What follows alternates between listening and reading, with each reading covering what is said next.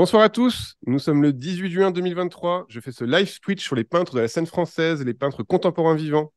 La semaine dernière, recevais Miranda Webster et cette semaine, c'est un peu spécial, c'est un espèce de hors-série. J'ai la joie, mais alors vraiment la joie, je suis ravi de recevoir Alain Jobert. Bonjour Alain, Bonjour. merci beaucoup d'avoir accepté l'invitation. C'est un peu, je me suis battu pour t'avoir. Oh, bah, c'est moi qui te remercie. Ça fait, ça fait 6 mois que je le tanne pour le voir et tout ça, j'avais trop envie. Enfin, bon, voilà. Alors, pour raconter un petit peu l'histoire, c'est Alain, j'ai eu la chance de pouvoir le présenter à un festival qui était génial, qui s'appelle le Festival du film et du livre sur l'art, le FILAF, à Perpignan. On s'est bien amusé pendant une semaine, c'est comme ça qu'on s'est connus. Voilà, donc j'ai une pensée pour Sébastien Planas. Alors, pour ceux qui sont sur Twitch, eh ben, vous pouvez poser des questions tout au long de l'émission à Alain. On va montrer des extraits de ses films et tout ça. Enfin, vous allez voir, ça va être super. Et puis, vous pouvez retrouver ensuite le replay sur la chaîne YouTube Les Apparences. Vous tapez Les Apparences dans YouTube et vous tombez sur 74 heures d'interview. N'hésitez pas à vous abonner et à liker et partager les émissions, sachant que si vous vous abonnez, eh ben donc abonner, c'est appuyer sur la cloche. Hein, c'est pas non plus hyper compliqué et hyper engageant. Et par contre, c'est super parce que d'un coup, vous êtes prévenu quand il y a des nouvelles vidéos, comme je mets des nouvelles vidéos et souvent des vidéos fantômes où j'ai pas les droits, tout ça. Enfin bon, voilà. Donc là, n'hésitez pas à vous abonner, c'est super. Alors, Alain, on va commencer l'interview. Et pour commencer l'interview, on va commencer par montrer un extrait de ta série célébrissime qui date de 1988 à 2003, qui s'appelle Palette. Alors, pour ceux qui ne connaissent pas, vous allez découvrir. Pour ceux qui connaissent, ça va vous rappeler tellement de souvenirs que ça va être trop émouvant. Et je voudrais juste dire que, donner un contexte, c'est-à-dire que dans les années 90, à 20 heures, sur Arte ou sur la 7 à l'époque, voilà, on pouvait tomber sur un violeur comme PPDA sur TF1, mais aussi en contre-programmation totale, tomber sur ce genre d'extrait. Donc, Nils, si tu peux nous envoyer le premier extrait.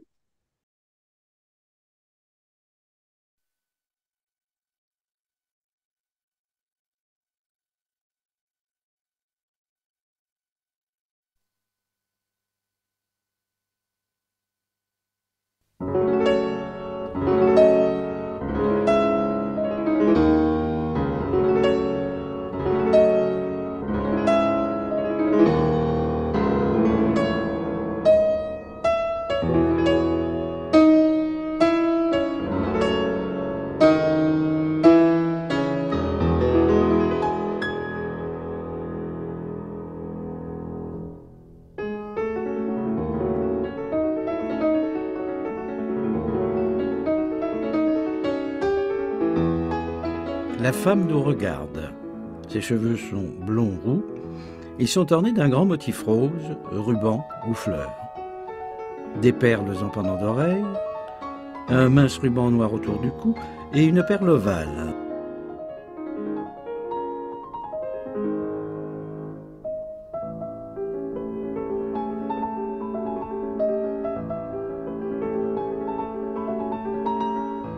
Au poignet droit, un bracelet d'or martelé, un médaillon en pendentif. Du bout des doigts, la femme retient un grand châle de soie à motifs floraux étalé sous elle.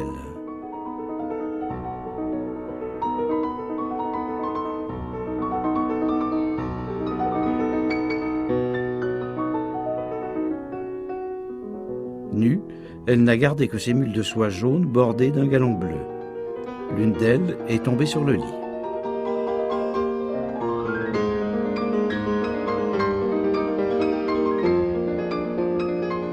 Vêtue d'une robe rose à encolure blanche, coiffée d'un madras, une servante noire est penchée vers la femme. Elle apporte un bouquet de fleurs enveloppé d'un papier blanc.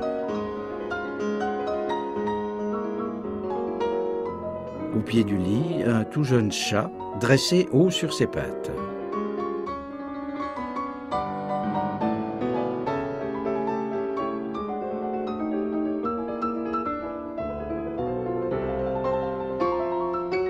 La paume gauche de la femme est plaquée sur son ventre, les doigts reposant sur la cuisse droite.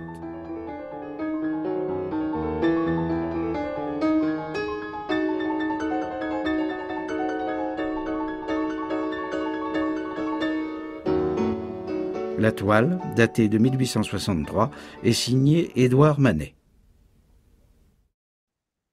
Voilà. Donc, il faut bien imaginer qu'on est à la télé, voilà, on a 6 chaînes, et puis d'un coup, on tombe sur la 5, et c'est ça, c'est sur quoi on tombe. avec ce mystère et cet enjeu quand même très difficile qui est de montrer un tableau aussi frontal que celui de Manet en introduction, sans le montrer tout de suite, mais par morceaux, avec la description très lente, comme ça, en prenant le temps de tout voir et de faire apparaître le tableau à la fin, comme si on pouvait pas le voir tout de suite. Enfin voilà, comme s'il y avait un temps comme ça pour le montrer. Euh, Comment c'est arrivé que tu aies le droit de faire ça? Bon, le droit, c'est pas un problème. À partir du moment où on a fait ses preuves et qu'on peut montrer qu'on est capable de faire un film, Mhm. j'ai fait ce que je voulais. Surtout, ce qui était important pour moi, c'était d'arriver à trouver une narration qui montre quelque chose que les films d'art traditionnels ne montraient pas. La plupart des films d'art racontaient la vie la vie des peintres, la vie tragique de Van Gogh, la vie de ceci, la vie d'un tel, mais personne ne s'attaquait au tableau lui-même et montrer comment le tableau avait été fabriqué. Alors d'abord, comment il existait en tant que tel, donc forme par forme, substance par substance, et comment il avait été fabriqué. Et donc, ce qui m'a intéressé, c'était de le découper, quoi, on va dire déconstruire, puisque c'était le mot à la mode. Mhm. Mais et j'en ai fait cette formule de palette, quoi. C'est-à-dire pas de biographie. Enfin, il y en a eu effectivement, parce qu'il y a certains tableaux qui Ça dépend appellent des la tableaux, ouais. Tu biographie. t'adaptes au tableau. Ouais. Certaines biographies sont appelées par le tableau, mais la plupart peuvent être racontées sans la biographie du peintre. Alors, je reprécise ma question, c'est comment tu t'es retrouvé à pouvoir avoir le droit de montrer ça à 20h à la télé, quoi. Voilà. Ah oui, ça c'est une bonne question. Ouais. Euh, Je commençais par ça. Après, J'avais ouais. écrit un texte dans ouais, les années 80, disons au milieu des années 80, 84, que j'ai fait circuler et que j'ai donné à Thierry Garel, qui à l'époque dirigeait les documentaires à l'A7, ce qui sera Ensuite, Arte. à Ouais. l'A7, qui sera à oui, cette entité qui est l'A7 et qui sera ensuite Arte. Et il était enthousiasmé par le projet et il m'a dit on va faire un prototype. Le prototype, ça a été Véronèse, avec le repas chez Lévy. Et Mm. ensuite, ils en ont signé six, et, avec le Louvre.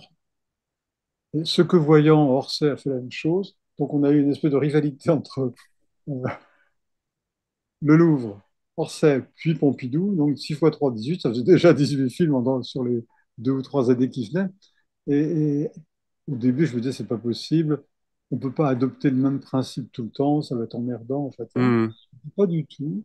Je me suis rendu compte que chaque tableau avait sa narration personnelle, sa façon de raconter, était plus ou moins intéressant selon qu'il apportait quelque chose du point de vue de la couleur, de la forme, de son histoire, très importante aussi.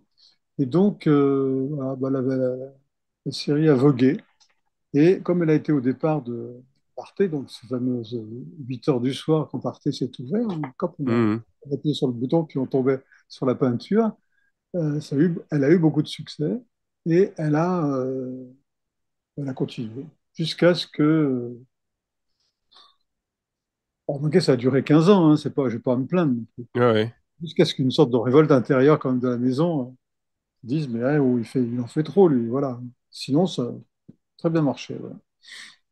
Mais on est d'accord que c'est le premier choix de le mettre à 20h de ça, c'est presque un choix politique de Thierry Garel qui s'est dit, Oui, bon, absolument, on montre que c'est carté, c'est vraiment de la absolument. Contre, contre, c'est de la, on va dire que c'est de l'école, enfin, c'est de la télévision pédagogique contre le populaire ou journal télévisé, ouais, voilà. contre la rivalité des journaux télévisés à la même heure. Hmm.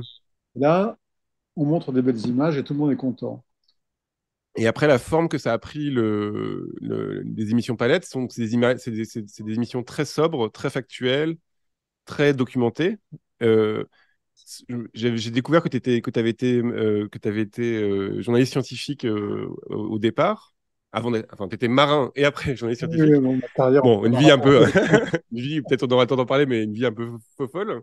Mais le fait est que le côté scientifique, c'est quand même quelque chose de très important pour toi, c'est-à-dire de ne pas tomber dans la grandiloquence de l'art, je pense à pas tomber dans le grand mystère de l'art ou des choses comme ça, enfin, qu'on peut voir dans des documentaires sur l'art qui, moi, je trouve assez fatigant, genre le mystère Vermeer ou des choses comme ça, mais plus à décortiquer comme ça le tableau à partir de la matière même ou de la matérialité même du tableau et d'en tirer le maximum de ce que tu peux dans un film d'une demi-heure, quoi. Oui, ma formation scientifique a joué un peu au départ parce que elle a éveillé, disons que la peinture a toujours éveillé ma curiosité. Et ce dont j'avais vraiment besoin, c'était de voir euh, ce qu'il y avait derrière le tableau, la toile, comment les pigments tenaient sur la toile. Hmm, C'est-à-dire des choses purement factuelles et artisanales qu'on ne nous racontait jamais, en fait. Et donc ça m'intéressait beaucoup d'aller plonger dans l'histoire des techniques des peintres. hmm, Je me disais, bon, j'en fais deux, trois, ça suffira. Et en fait, le succès de la hmm. série a fait que je suis allé jusque... J'aurais pu continuer encore, hein, parce que je n'ai fait ni Carpaccio, ni Hmm. un truc comme ça. J'aurais pu continuer. Enfin, 50, c'est déjà pas mal. Et donc, pendant 15 ans, on a fait, très belle équipe autour de moi, on a fait cette série, quoi, en Et essayant tu, de moduler l'antique, le, le, le, enfin, la le Renaissance. Fayoum et tout ça, ouais. Il y a quand même un enjeu de cinéma aussi, parce que tu te retrouves avec un, par exemple là, on se retrouve avec le tableau de Manet, bon, bah, c'est l'Olympia, comment on le met en scène pendant une demi-heure, quoi. Et Oui. donc là, par exemple, ne serait-ce que présenter le tableau, alors c'est très littéraire, t'écris très très bien, enfin tous les textes sont extrêmement ciselés et précis, très, on va dire très factuels et très avec les beaux mots, un peu à la Élie Faure où tu cherches comme ça le mot juste par rapport à l'image. Mais il y a aussi une manière par exemple là, de dévoiler le tableau au début ou c'est un tableau que peut-être qu'on a dans la tête ou qu'on l'ait dans la tête ou pas, quoi qu'il arrive, tu nous en montres un peu plus parce qu'on prend plus de temps à le regarder, tu amènes le spectateur à un certain rythme et tout ça. Ça, ce ton-là, tu l'as trouvé tout de suite ou ça c'est Je me suis rendu compte que chaque tableau avait une énigme, ouais, ou nous offrait une énigme, ou nous offrait un enjeu des peut-être. choses curieuses à Ouais. déchiffrer. Hmm.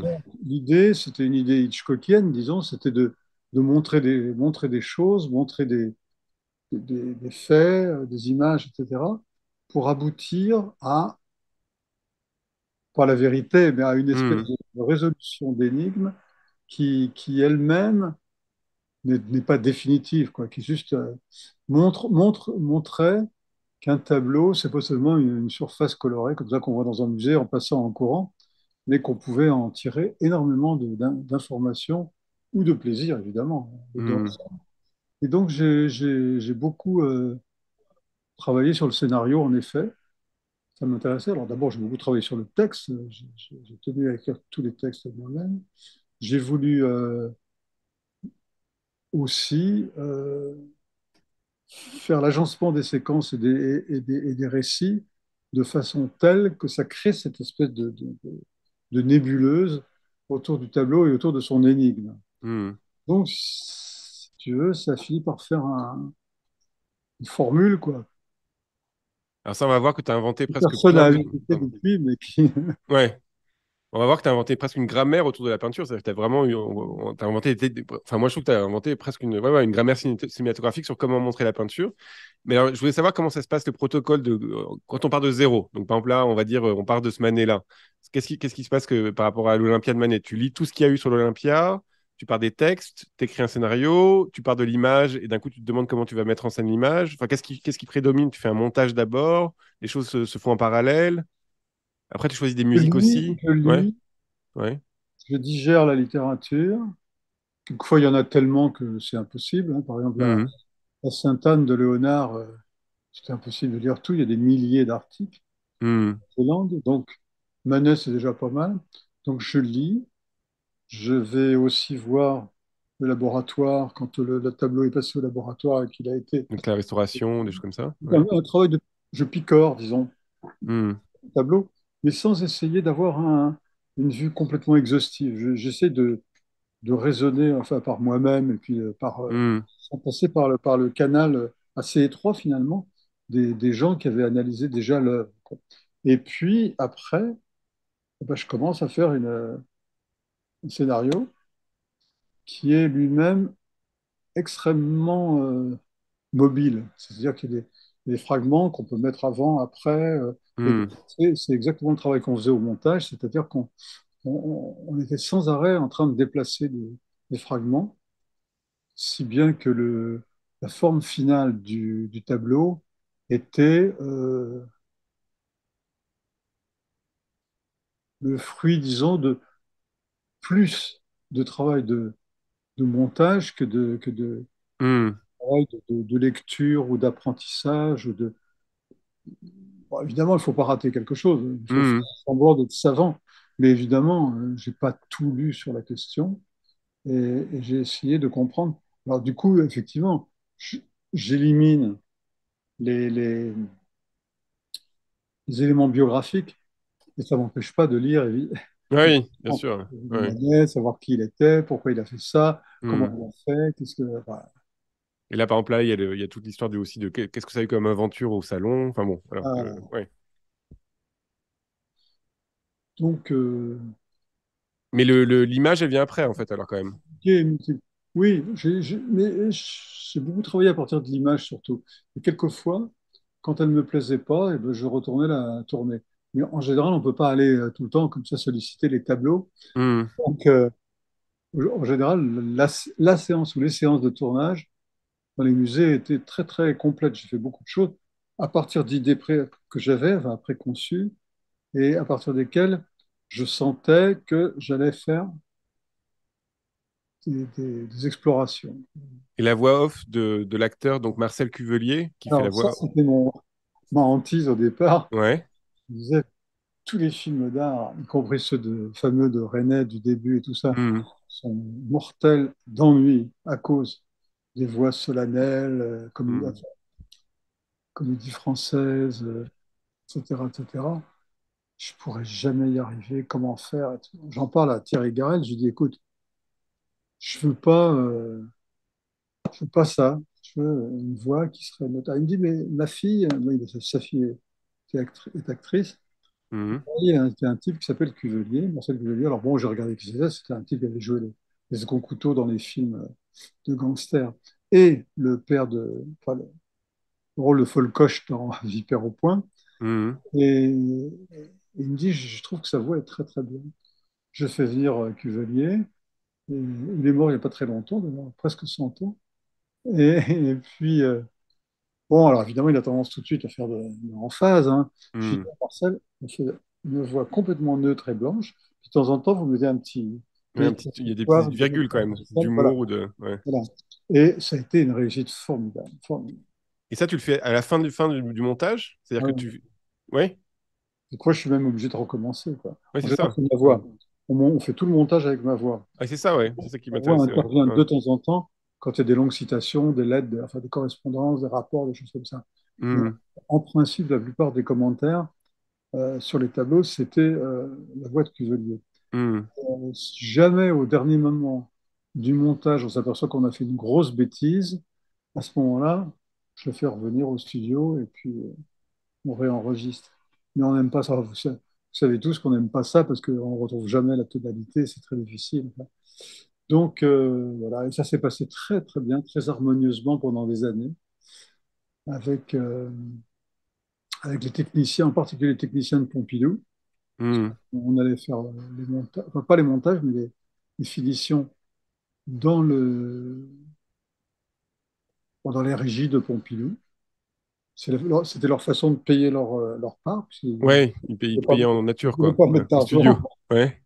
Et ils ont été très très bien. Très, très bien. Et on est d'accord que. Alors, ça, je t'ai vu ça, je t'ai vu dans une conférence qui était super que tu as donnée au Louvre récemment qui s'appelle Mes choses, où tu t'écrivais 50 objets autour de toi. Ouais. Et tu décrivais le fait que tu avais voulu être peintre, que tu avais essayé d'être peintre, que tu avais enfin, en tout cas, t'avais le matos, quoi. Tu avais le Oui, matériel. voilà, d'ailleurs sur ma table, Là, tu es dans le Vaucluse, tu as encore de la peinture. Tu as de la peinture avec toi, là. on n'a qu'une vie, on ne peut pas tout faire. D'accord. Mais c'est un truc qui. Non, mais ça, oui, mais c'est intéressant parce que d'un coup, tu as un rapport à la fabrique qui est quand même différent que. Enfin, tu as mis les mains dedans, quoi. Là, ce qui est Voilà. très Par curieux, c'est rapport à des qu'après, documentaristes. hein, ce qui est curieux, c'est qu'après avoir commencé Palette, je me suis dit, mais qu'est-ce que tu viens foutre là-dedans, toi qui n'a aucun rapport avec la peinture, aucun rapport avec la, la- la- l'art en général. Et puis, Hmm. je me suis souvenu que des années plus tôt, vers l'âge de 15 ans, 16 ans, puis même un peu après 20 ans, eh ben, je faisais souvent le tour de France avec un ami et on passait par les musées. On allait voir les tableaux à Castres, etc., etc. Hmm. Parce qu'on savait qu'à tel endroit, il y avait comment il s'appelle? Il y avait Goya? Un Goya, voilà. À tel endroit, il y avait, Là, bon, ça va. à tel endroit, il y avait un Bonnard et tout. Et donc, Ouais. on était poussé par une curiosité sur la peinture. Alors lui, il est devenu, bon, c'est pas son métier du tout, mais il est devenu collectionneur de tableaux. Et Hmm. puis, il publiait tout ça. Bon, j'aimais les images, j'aimais la peinture, mais je n'étais pas spécialement destiné ou attiré par ce genre de... Oui, mais t'es un peu attiré par tous les arts, c'est-à-dire que tu as écrit des livres, t'aimes Ouais, beaucoup la ouais, ouais. littérature, t'as été critique musicale, enfin, t'as fait beaucoup de choses qui font Peut-être que, à mon trop, avis, peut-être Palette a une trop, réussite. Quoi? peut-être trop. Non, non, non, parce que voilà. Alors, on va montrer un deuxième extrait. Alors, c'est des montages que j'ai fait hein, des palettes. Et donc là, on va montrer deux extraits, un sur Titien et un sur Nicolas Poussin. Parce que comme on est vu par beaucoup de peintres, vous allez voir à quel point prenez des notes, c'est presque une leçon de peinture pour apprendre à peindre. Là, pour le coup, c'est vraiment des méthodes de peinture, quoi. Et on va voir aussi tout ce que tu peux utiliser, parce qu'à l'époque, il y avait le début de la palette graphique, alors on en parlera après, Oui. mais toutes les techniques que ça peut permettre pour mieux voir les tableaux, c'est très pratique. Donc je laisse notre réalisateur Nice nous montrer le deuxième extrait qui dure 6 minutes, ou voilà, 8 minutes peut-être. Voilà. Voilà. J'ai un peu monté dedans, j'avoue, mais c'est pour être plus pédagogique, quoi.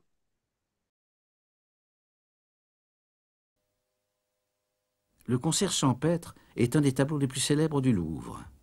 Il est aujourd'hui attribué à Titien. C'est l'un des exemples les plus frappants de changement d'attribution d'un grand maître à un autre.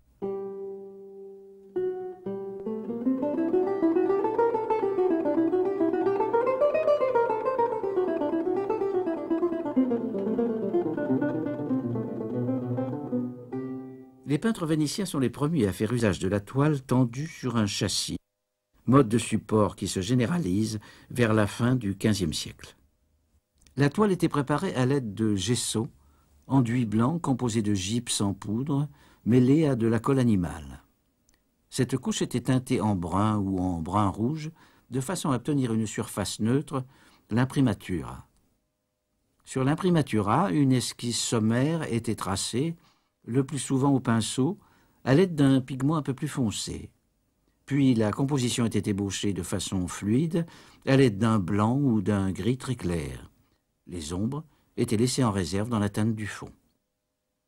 Cette couche, le dessous, avait une grande importance. Lorsque le dessous était bien sec, le peintre appliquait sur certaines surfaces de minces couches de pigments purs très dilués dans l'huile et transparents.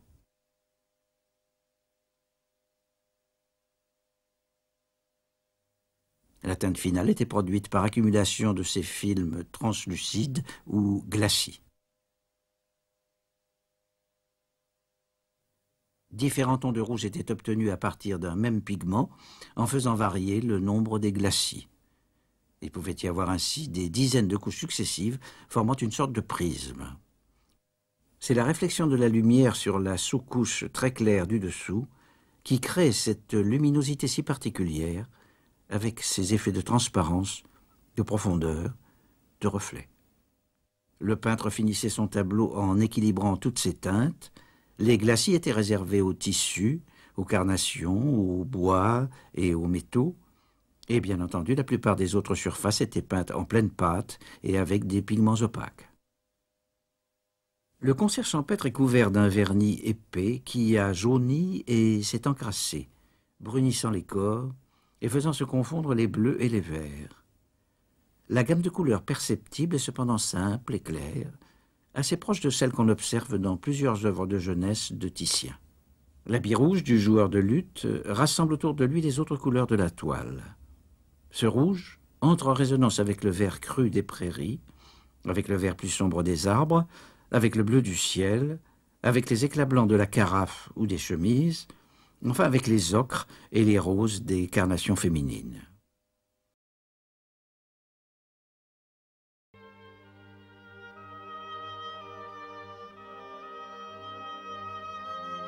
Pour peindre les grandes scènes historiques ou mythologiques, Rassemblant beaucoup de personnages, il aurait été difficile de mobiliser un nombre important de modèles. Les peintres des générations précédentes, Titien, Tintoret ou Le Greco, se servaient souvent de mannequins sculptés. Plusieurs témoins rapportent que Poussin façonnait à la cire des personnages d'une vingtaine de centimètres de hauteur.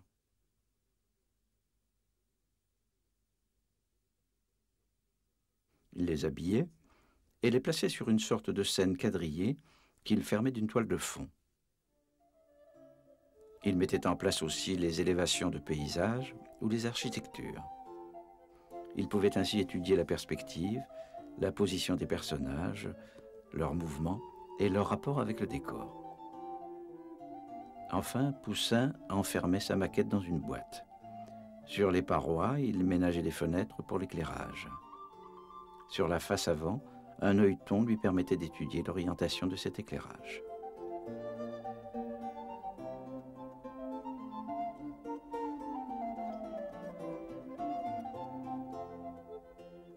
Il faisait alors des séries de croquis. Aucun dessin préparatoire des 4 saisons ne subsiste. Mais les dessins pour une toile de 1646, le baptême, donnent une idée des recherches que pouvait mener le peintre avant de passer à l'exécution de ses tableaux.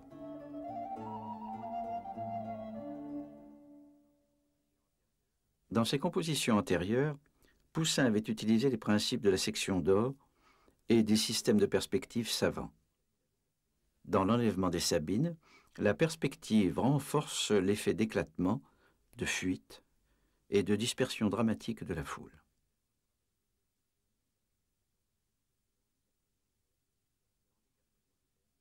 Dans les 4 saisons, les montagnes lointaines servent d'appui à des perspectives fuyantes qui creusent profondément le paysage.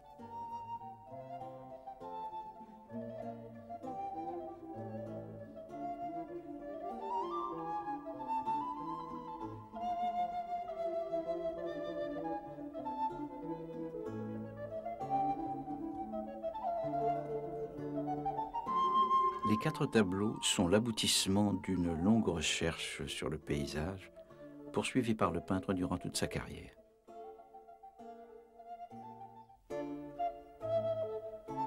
Les arbres sont placés dans l'image de façon à créer des rapports de masse harmonieux. Les nuages atténuent le vide du ciel et répondent à la plénitude des formes terrestres.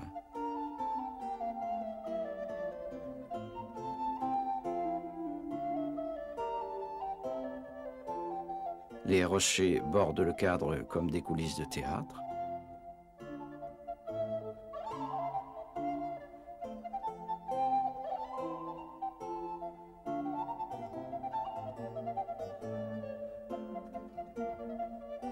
Le paysage est chaque fois découpé par plans successifs, s'étageant dans la profondeur.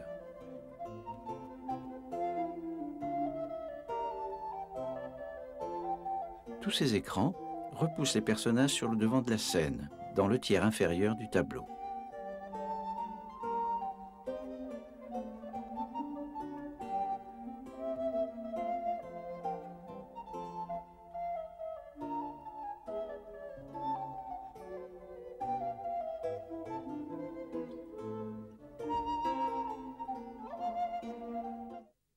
Poussin a prêté ses toiles à l'aide d'une colle résineuse sur laquelle il passait ensuite une couche d'ocre rouge, l'imprimatura.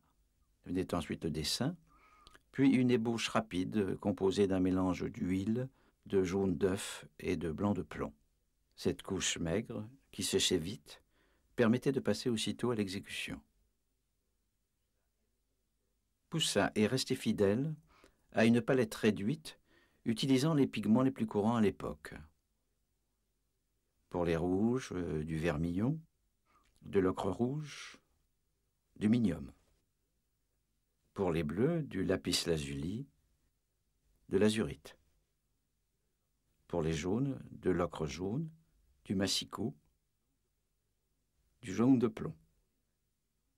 Pour les verts, de la terre verte, des mélanges d'azurite et de jaune de plomb. Pour les teintes brunes de la terre de sienne, naturelle ou brûlée. enfin du noir de carbone et du blanc de plomb. À la façon vénitienne, Poussin, pour ombrer, n'utilisait pas des tons plus foncés, mais des tons plus chauds ou plus froids. Son système chromatique était basé sur l'opposition entre le rouge et le bleu, c'est-à-dire le chaud et le froid. Bon, bah voilà. Là, franchement, si c'est pas un cours de peinture, on sait pas ce que c'est, quoi. Hein. Euh, un cours de peinture aussi très pratique, très matérialiste, très simple, dans un truc aussi presque enfantin de jeu de Poussin, de jeu de Titien, où on comprend ce que ça peut être, que ces choses, enfin que d'un coup tu rends les choses simples, quoi. Alors, et sans les rendre simplistes. Comment ça, ça a dû t'amuser à faire les petits bonhommes à vous. Non, mais l'idée, bon, d'abord, il y a une technicienne qui faisait ça, qui faisait les détourages. Ouais. Non, alors je parlais plus de la sculpture, les sculptures là de Oui, Poussin. non, non, ça c'était une vraie analyse, elle est Ouais. sérieuse. Elle est sérieuse dans la mesure où elle veut montrer différents plans qui se succèdent depuis l'avant-scène, si j'ose dire, jusqu'à à l'horizon. Et au début, on avait loué, moi je me souviens plus, une palette graphique Mhm. qui valait une fortune, qui était à la régie Renault, qui coûtait, qui était très lourde Et puis peu à peu, les régies se sont transformées. Aucun rapport évidemment avec ce qu'on a aujourd'hui qui Mhm. permet de manipuler. Donc, palette Mais graphique pour les gens, c'est un peu comme c'est le Photoshop de la vidéo, quoi. Voilà. ah, c'est Mais à l'époque, exactement. ça demandait beaucoup de mémoire, beaucoup de boulot. Ouais. D'ailleurs, on les mettait en marche, on Mhm. lançait le programme, on rentrait chez soi et on avait le résultat le lendemain matin, Ah oui. plus ou moins réussi. Ah oui, ça Mhm. prenait des nuits de calcul. Et donc, mais ça donnait des résultats magnifiques. Bon. Alors, après, bon, ça s'est simplifié, on en a eu une autre. Bon, bref, je ne vais pas rentrer dans les détails techniques, mais, Mhm. mais la technique, là, a été vraiment utilisée. Et moi, j'avais été fasciné par ce que je voyais dans les années, qu'est-ce qu'on va dire, 60-70, par tous les. J'avais visité le service de la recherche, Mhm. le RTF, et puis deux, trois endroits où on faisait de la télé. Et ils avaient des énormes machines, vraiment des trucs. Mhm. J'avais été fasciné par les gros objets qu'ils avaient avec des manettes comme des leviers de vitesse de voiture, hein, et avec lesquels ils faisaient des effets. Des effets vulgaires, évidemment. Par exemple, la fin du journal télévisé, ils faisaient disparaître la France, une carte de Mhm. France, un petit trou, etc. Et puis je me suis dit, mais c'est fou ça, parce que en fait, on pourrait faire plein de choses avec. Mhm. Avec le graphique, peu à peu, il y a eu tous les outils des peintres. Ouais.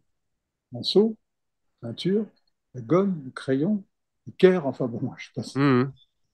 Et donc on peut faire tout ce qu'on peut faire avec les outils des peintres, et à l'inverse, on peut défaire un tableau par ces mêmes objets. Quoi. Et donc ça a été une grande découverte. Ça nous a permis de faire des analyses de tableaux magnifiques. Quoi. On s'est bien amusé, Et surtout. l'aspect sobre de l'ensemble, c'est pas forcément dû qu'à des questions techniques, c'était aussi un goût. Là, par exemple, tu as des goûts pour les gris colorés ou des choses comme ça. J'imagine que c'est pas, tu aurais pu faire des choses plus pop ou plus vulgaires, quoi. Il y a aussi un côté comme ça. Bah, c'est-à-dire que en fait, il valait mieux ne pas trop porter atteinte à à l'époque du tableau, Hmm. même pour Warhol, tout ça, d'ailleurs, je n'ai pas fait. Mais ouais, pop, mais comment pop? Non. Non, ça sert à Les rien. choses un Ah peu oui, pop t'as pas besoin. où Ouais, c'est ouais. permis, c'est les analyses de couleurs, quoi, avec les touches. Hmm. Sinon, non, c'était plutôt.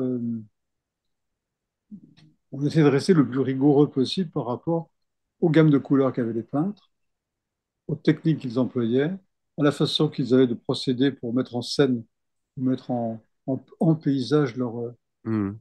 tableau. Et donc, les découpages comme ça, les déconstructions, on va dire, parce que c'était un mot à la mode, sont sévères, quoi, enfin, et rigoureux. Et tu trouves pas que, pour le coup, c'est beaucoup plus efficace et beaucoup plus fort visuellement en vidéo qu'en livre? C'est-à-dire qu'il y a des livres qui racontent les constructions, des choses comme ça. Et là, je trouve qu'il y a un vocabulaire qui se déploie en vidéo, qui est une espèce de franchise et de simplicité que enfin, on se demande pourquoi il n'y en a pas plus, quoi. Même des vidéos d'historiens de l'art ou des choses comme ça, au lieu de faire des conférences où ils montrent Il des. y a des petits croquis dans les livres. Oui, oui, mais c'est pas, ça n'a pas cette efficacité-là où je veux dire, ça se voit en 2 secondes, quoi. C'est fulgurant. Ouais. Bah, Euh, c'est-à-dire que voilà, j'ai fait, j'ai inventé une technique hum, qui n'est que pour la vidéo. Moi, je détestais la vidéo avant. Évidemment, je suis formé hum, à la au cinéma classique, au documentaire classique, hein, Rouge, Varda, hum, Flaherty, etc. L'idée même qu'un jour je puisse faire de la vidéo m'aurait hum, absolument intéressé. C'est le hasard de la vie, en fait, que par Thierry Garel qui m'a poussé au cul, comme on dit, et j'ai entamé cette série. J'ai compris qu'en fait, la vidéo économisait aussi des heures, des mois de trucage si on avait voulu faire ça en film. hum. Quand on faisait des films documentaires en 16 millimètres, tu te rends compte, tous ces trucs-là, en 16 millimètres, c'est Ah dément, ouais. Ouais. impossible. Et l'autre chose, c'est que alors ça, c'est très bizarre. Il y a une tempête de pluie, je sais pas si vous entendez, mais je suis en train de me faire arroser par la droite, je vais peut-être ouverte et je me fais arroser par la, c'est pas grave. Euh, le, L'autre chose, c'est que je sais pas pourquoi, une photo, une reproduction d'une peinture, même en super haute def, ça donne pas le même sens de la matière qu'en vidéo. C'est-à-dire qu'en vidéo, on sent la matière, là, quand tu filmes ton poussin et tout ça, on sent granulosité c'est comme si là, comme il prenait une lumière plus, enfin, comme il y a une lumière vivante qui est prise par le capteur, Ouais, parce que j'ai eu le droit de m'approcher très près des Oui, oui, tableaux. oui, mais ça, c'est un goût que t'as, qu'il n'y avait pas, il y a pas Oui, dans beaucoup de documentaires, ce goût avec de la des matière. Ouais. conservateurs qui eux-mêmes étaient les maîtres de ces tableaux et pouvaient se permettre de les toucher, de les retourner, de me les mettre Hum, à l'envers, d'enlever les étiquettes, enfin faire des tas de trucs que hum, personne n'oserait faire.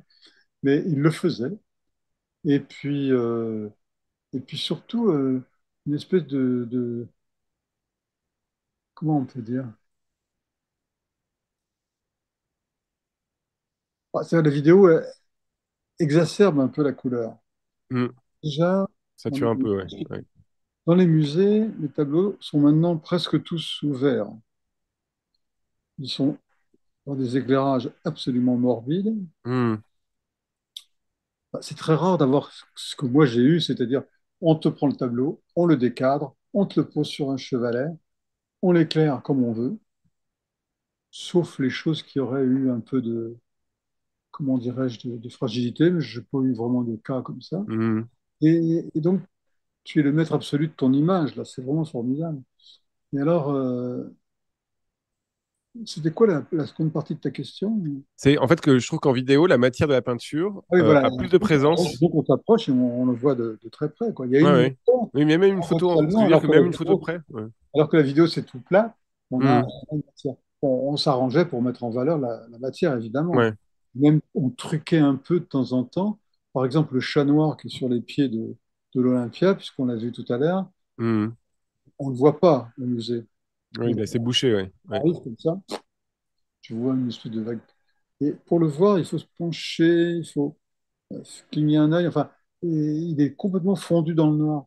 Donc, nous, on a fait plusieurs photos, et, dont sur Aix, sous Aix, dont une permettait de sortir le chat, qu'on a collé ensuite dans le tableau. Hum. Ça, Mais c'est l'autre chose, c'est que ça t'arrivait aussi de prendre en photo la peinture et de filmer d'un coup la photo.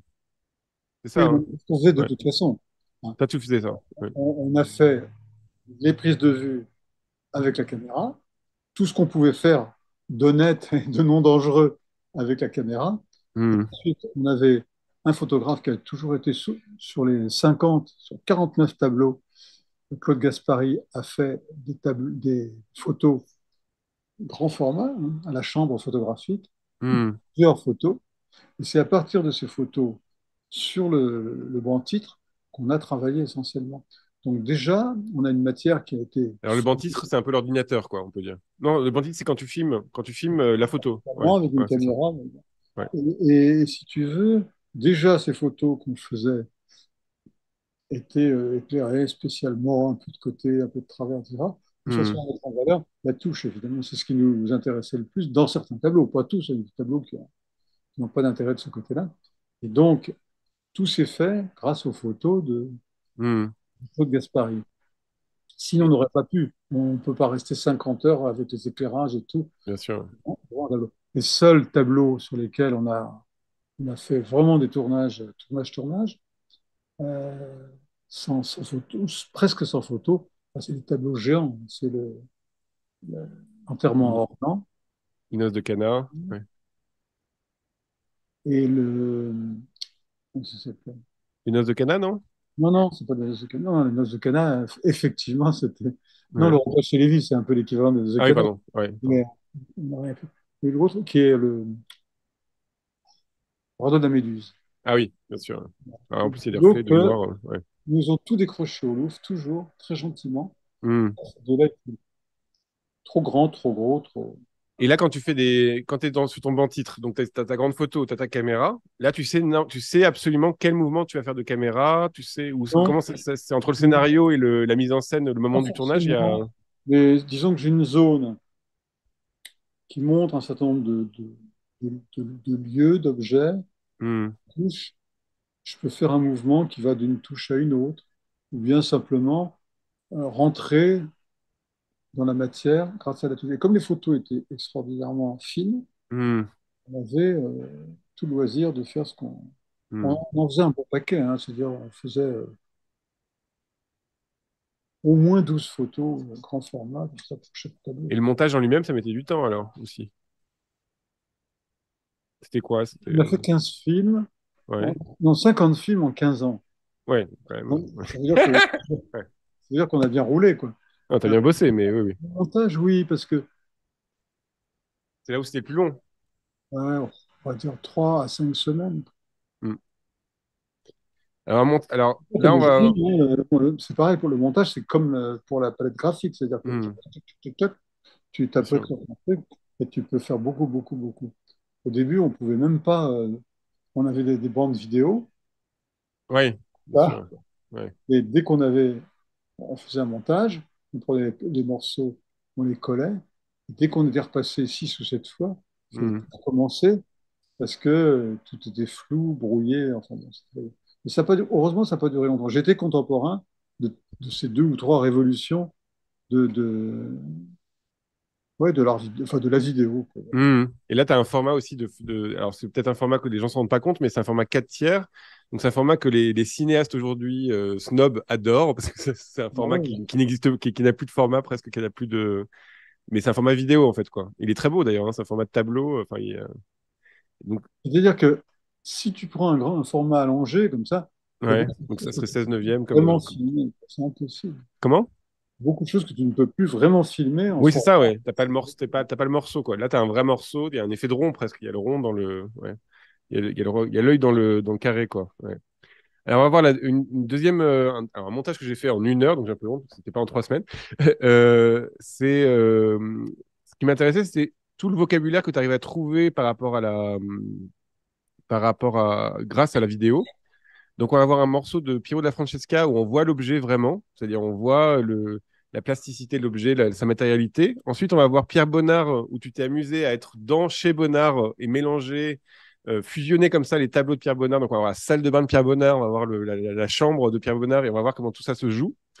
Et puis après, on va voir que tu t'es réamusé à. Bon, je trouve ça complètement fou. Il a reconstruit un Vermeer en dur, quoi. Ouais, ça, Et on on l'a va. jamais refait. Ça a été Ouais. une. Ça, on Ah, non, sent que il est un peu trop motivé sur le coup. non, mais parce que j'avais des étudiants, Hmm. des gens qui m'ont servi euh, Ah oui, d'accord, c'était une dans particulière. Oui. Ouais. dans la série étaient essentiellement des étudiants à moi ou à Romano Hmm. Prada qui était mon producteur ou à Yves Charnet qui était le coloriste, enfin le graphiste. Hmm. C'était des étudiants des Arts Déco qu'on sortait de. Donc on leur montre la photo du Vermeer et puis on leur dit voilà, Hmm. un coin de chambre comme ça. Et je dois dire qu'elle était assez Voilà. drôle. Et donc, on va voir le montage qui montre comme ça, justement, une espèce de pluralité, de générosité, d'invention, de jeu. Voilà. Donc, Sinus peut nous le lancer, c'est le palette 3.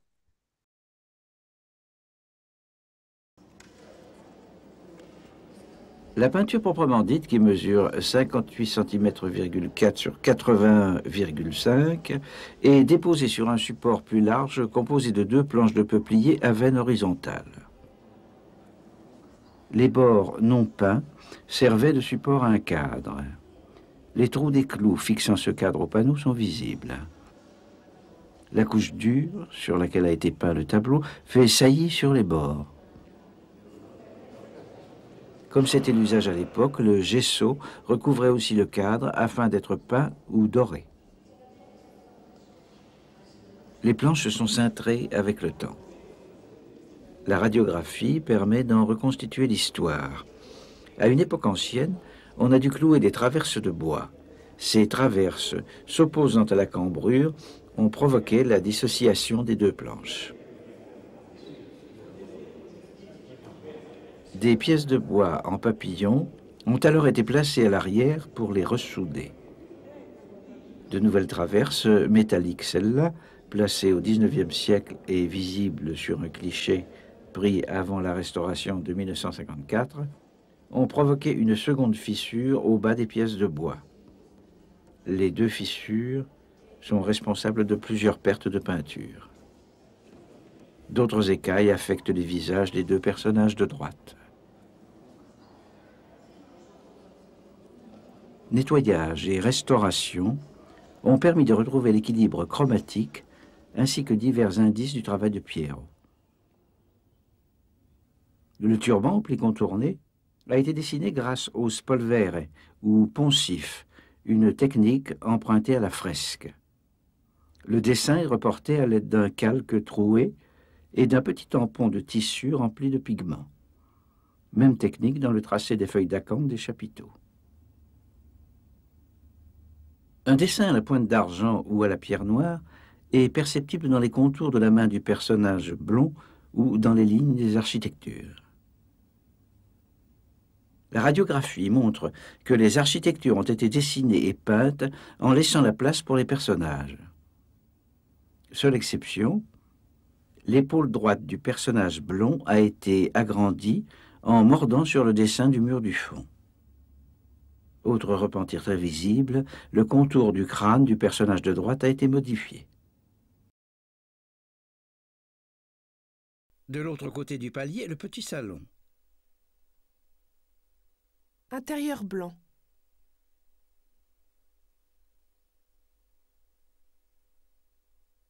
Matinée au Canet.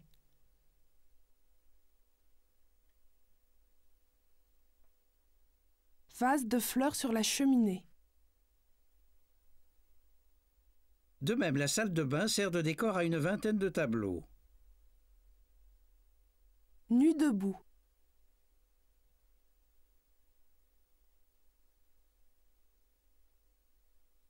Nu aux gants de crin.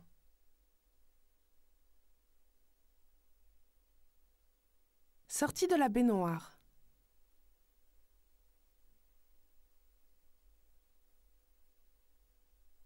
La toilette.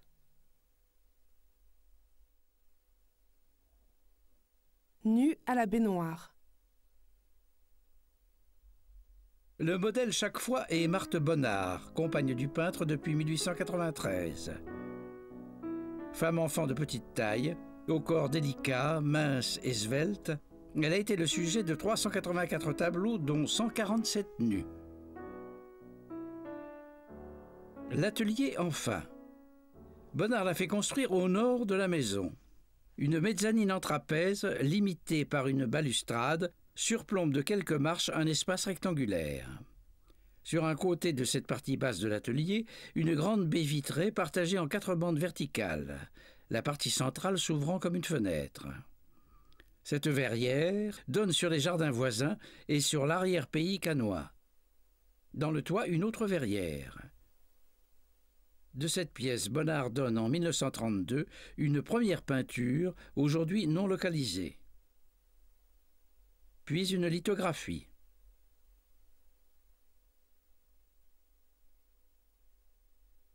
Enfin, l'atelier aux mimosas.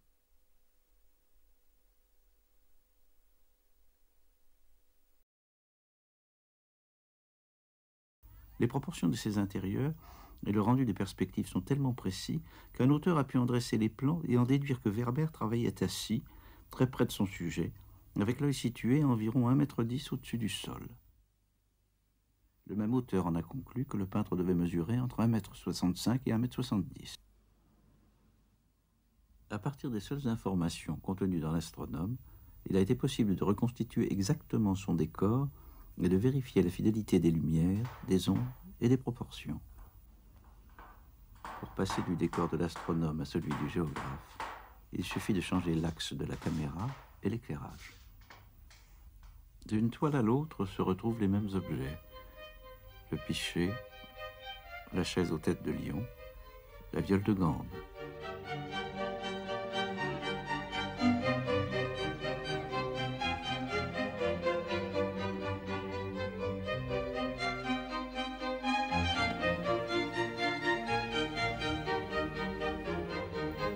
Ou les mêmes parures, la veste jaune à bordure d'hermine, la perle.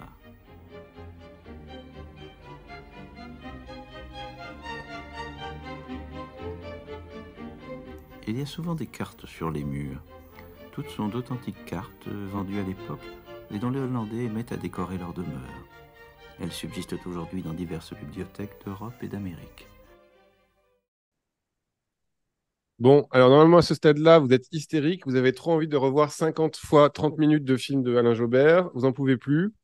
Donc je vous propose qu'on fasse une pétition pour réclamer à Arte qu'on les diffuse tout le temps à la télé. Enfin voilà. Et là, alors, Alain me dit que si vous voulez les trouver, vous pouvez les trouver sur Internet, tout ça, c'est pas si compliqué. Mais bon, quand même, ça devrait être rediffusé, rediffusé, quoi. Malgré le format, c'est pas très grave. Voilà, on montre bien des images, on montre des stories là à la télé, on pourrait montrer des vidéos d'Alain Jobert en 4 tiers, quoi. C'est trop beau. Il y a quand même un truc de cinéma, de joie, enfin c'est de la mise en scène, quoi, tout ça. C'est quand même c'est de la pensée en images, quoi, quand même, que tu déploies. Alors, il n'y a pas que le texte, il y a pas que. Je me suis amusé, sur YouTube, il y a des images, il y a des vidéos de palettes piratées en russe. Bah, franchement, ça se regarde hein, en russe. Des morceaux, non, seulement. Oui, des morceaux, mais tu vois, on a la voix russe dessus et c'est pas l'image en elle-même J'évoquais joue. tout à l'heure, Hmm. j'évoquais Hitchcock. Ce Ouais. qui, ce qui m'intéressait justement, c'était la narration dans tout ça. C'est-à-dire que de faire une sorte de roman à partir Hmm. de l'image elle-même, qui elle-même est la condensation. Voilà, ce qui est intéressant dans les tableaux, c'est qu'en général, ce sont des condensations extrêmement denses de, de, de choses très, très différentes, même quelquefois très disparates. Hmm. Donc, si on cherche un peu ce qui a été rassemblé dans l'image, on s'aperçoit que il y a plein de sources, plein de gens, plein de paroles, plein de poèmes, et que tout ça tient dans un cadre rectangulaire sans le faire exploser. Et ça c'est passionnant. Et donc, c'est ça qui rend l'étude de la peinture encore plus passionnant. Oui, mais là où je te trouve un peu humble, c'est que tu as une manière de montrer ça à la caméra qui est presque une manière plastique, une manière de penser de peintre. C'est-à-dire que c'est pas, tu montres, tu filmes ça, pas avec que des mots, mais aussi avec une mise en scène des images, enfin une manière de montrer ça qui est, c'est comme si tu avais compris la pensée. Enfin, généralement, moi, quand on commence à faire comprendre à quelqu'un ce que c'est que la peinture, il y a toujours un petit déclic où on comprend que c'est pas la pensée littéraire, c'est pas la pensée, enfin, c'est pas, c'est une pensée, un type de pensée particulier, quoi. Et je trouve que tu as vraiment le vocabulaire visuel par la caméra pour penser l'image, quoi. C'est-à-dire que c'est pas, tu vois ce que je veux dire? Oui. Là, on va voir après un extrait de Seurat où tu mets, par exemple, t'es parti des esquisses de Seurat pour faire la grande jatte à la grande jatte. Bah, la manière dont tu le mets en scène, c'est vraiment pictural, quoi. C'est-à-dire que on n'a pas besoin d'avoir du texte. Il y a du texte, c'est très beau, il y a de la musique, c'est très beau, mais rien que plastiquement, ces choses-là, c'est quand même déjà, c'est presque une vidéo d'art. Enfin voilà, tu touches à de l'ineffable par l'image, quoi. Ouais. Bon. Sinon, on retombe dans le documentaire classique avec des Voilà. commentaires. Il est né en Mmh. quelle année, il a fait ci, il a fait ça. Mmh. Il fait 40 centimètres sur 60. Enfin bref. Bah oui, Euh, mais comme personne n'arrive à faire après toi. Moi, c'est ça que j'ai trouvé, c'est pourquoi ça, toi ça marche, alors que les autres ça marche pas. Tu vois, c'est pourquoi ça se. je sais pas s'il y en a tellement qui font des films Bah, des... sur pla- une qui- tableau, sur un tableau. Non, sur un tableau, non, mais en plus que c'est pas ça, c'est qu'il soit intelligent dans la manière de filmer ou que tu vois, que ça transpire dans la forme, quoi. Que ça soit pas que ça soit pas des idées plaquées. C'est un truc que moi je reproche beaucoup aux historiens de l'art, c'est-à-dire souvent de plaquer des choses sur des images sans les faire ressentir ou des choses comme ça. Toi, finalement, tu n'es pas très dans la sensibilité, c'est-à-dire que tu fais pas vivre des émotions ou tu parles pas d'émotions tant que ça dans les tableaux. C'était très factuel, mais ça suffit pour laisser l'émotion venir. C'est-à-dire que on a le tableau, on a presque une image mentale du tableau parce qu'évidemment, on le voit pas en physique, on n'a pas la proportion, on n'a pas ces choses-là. Par contre, on a une image mentale du tableau, on voit que c'est une charge comme ça d'émotion, de savoir, et donc ça, c'est quand même pas rien d'arriver à le faire. Parce que serait lequel pour toi J'ai l'impression maintenant que les discours sur les tableaux, ou sur les tableaux, sur la peinture, disons en général, Mhm. euh, sont devenus des espèces de sources de divertissement. C'est-à-dire on les découpe, en effet, Mhm. on ajoute des choses, on fait passer les personnages d'un bord à l'autre, mais Ça, on va en parler un ça petit n'a peu pas de après, oui. raison d'être. Ouais.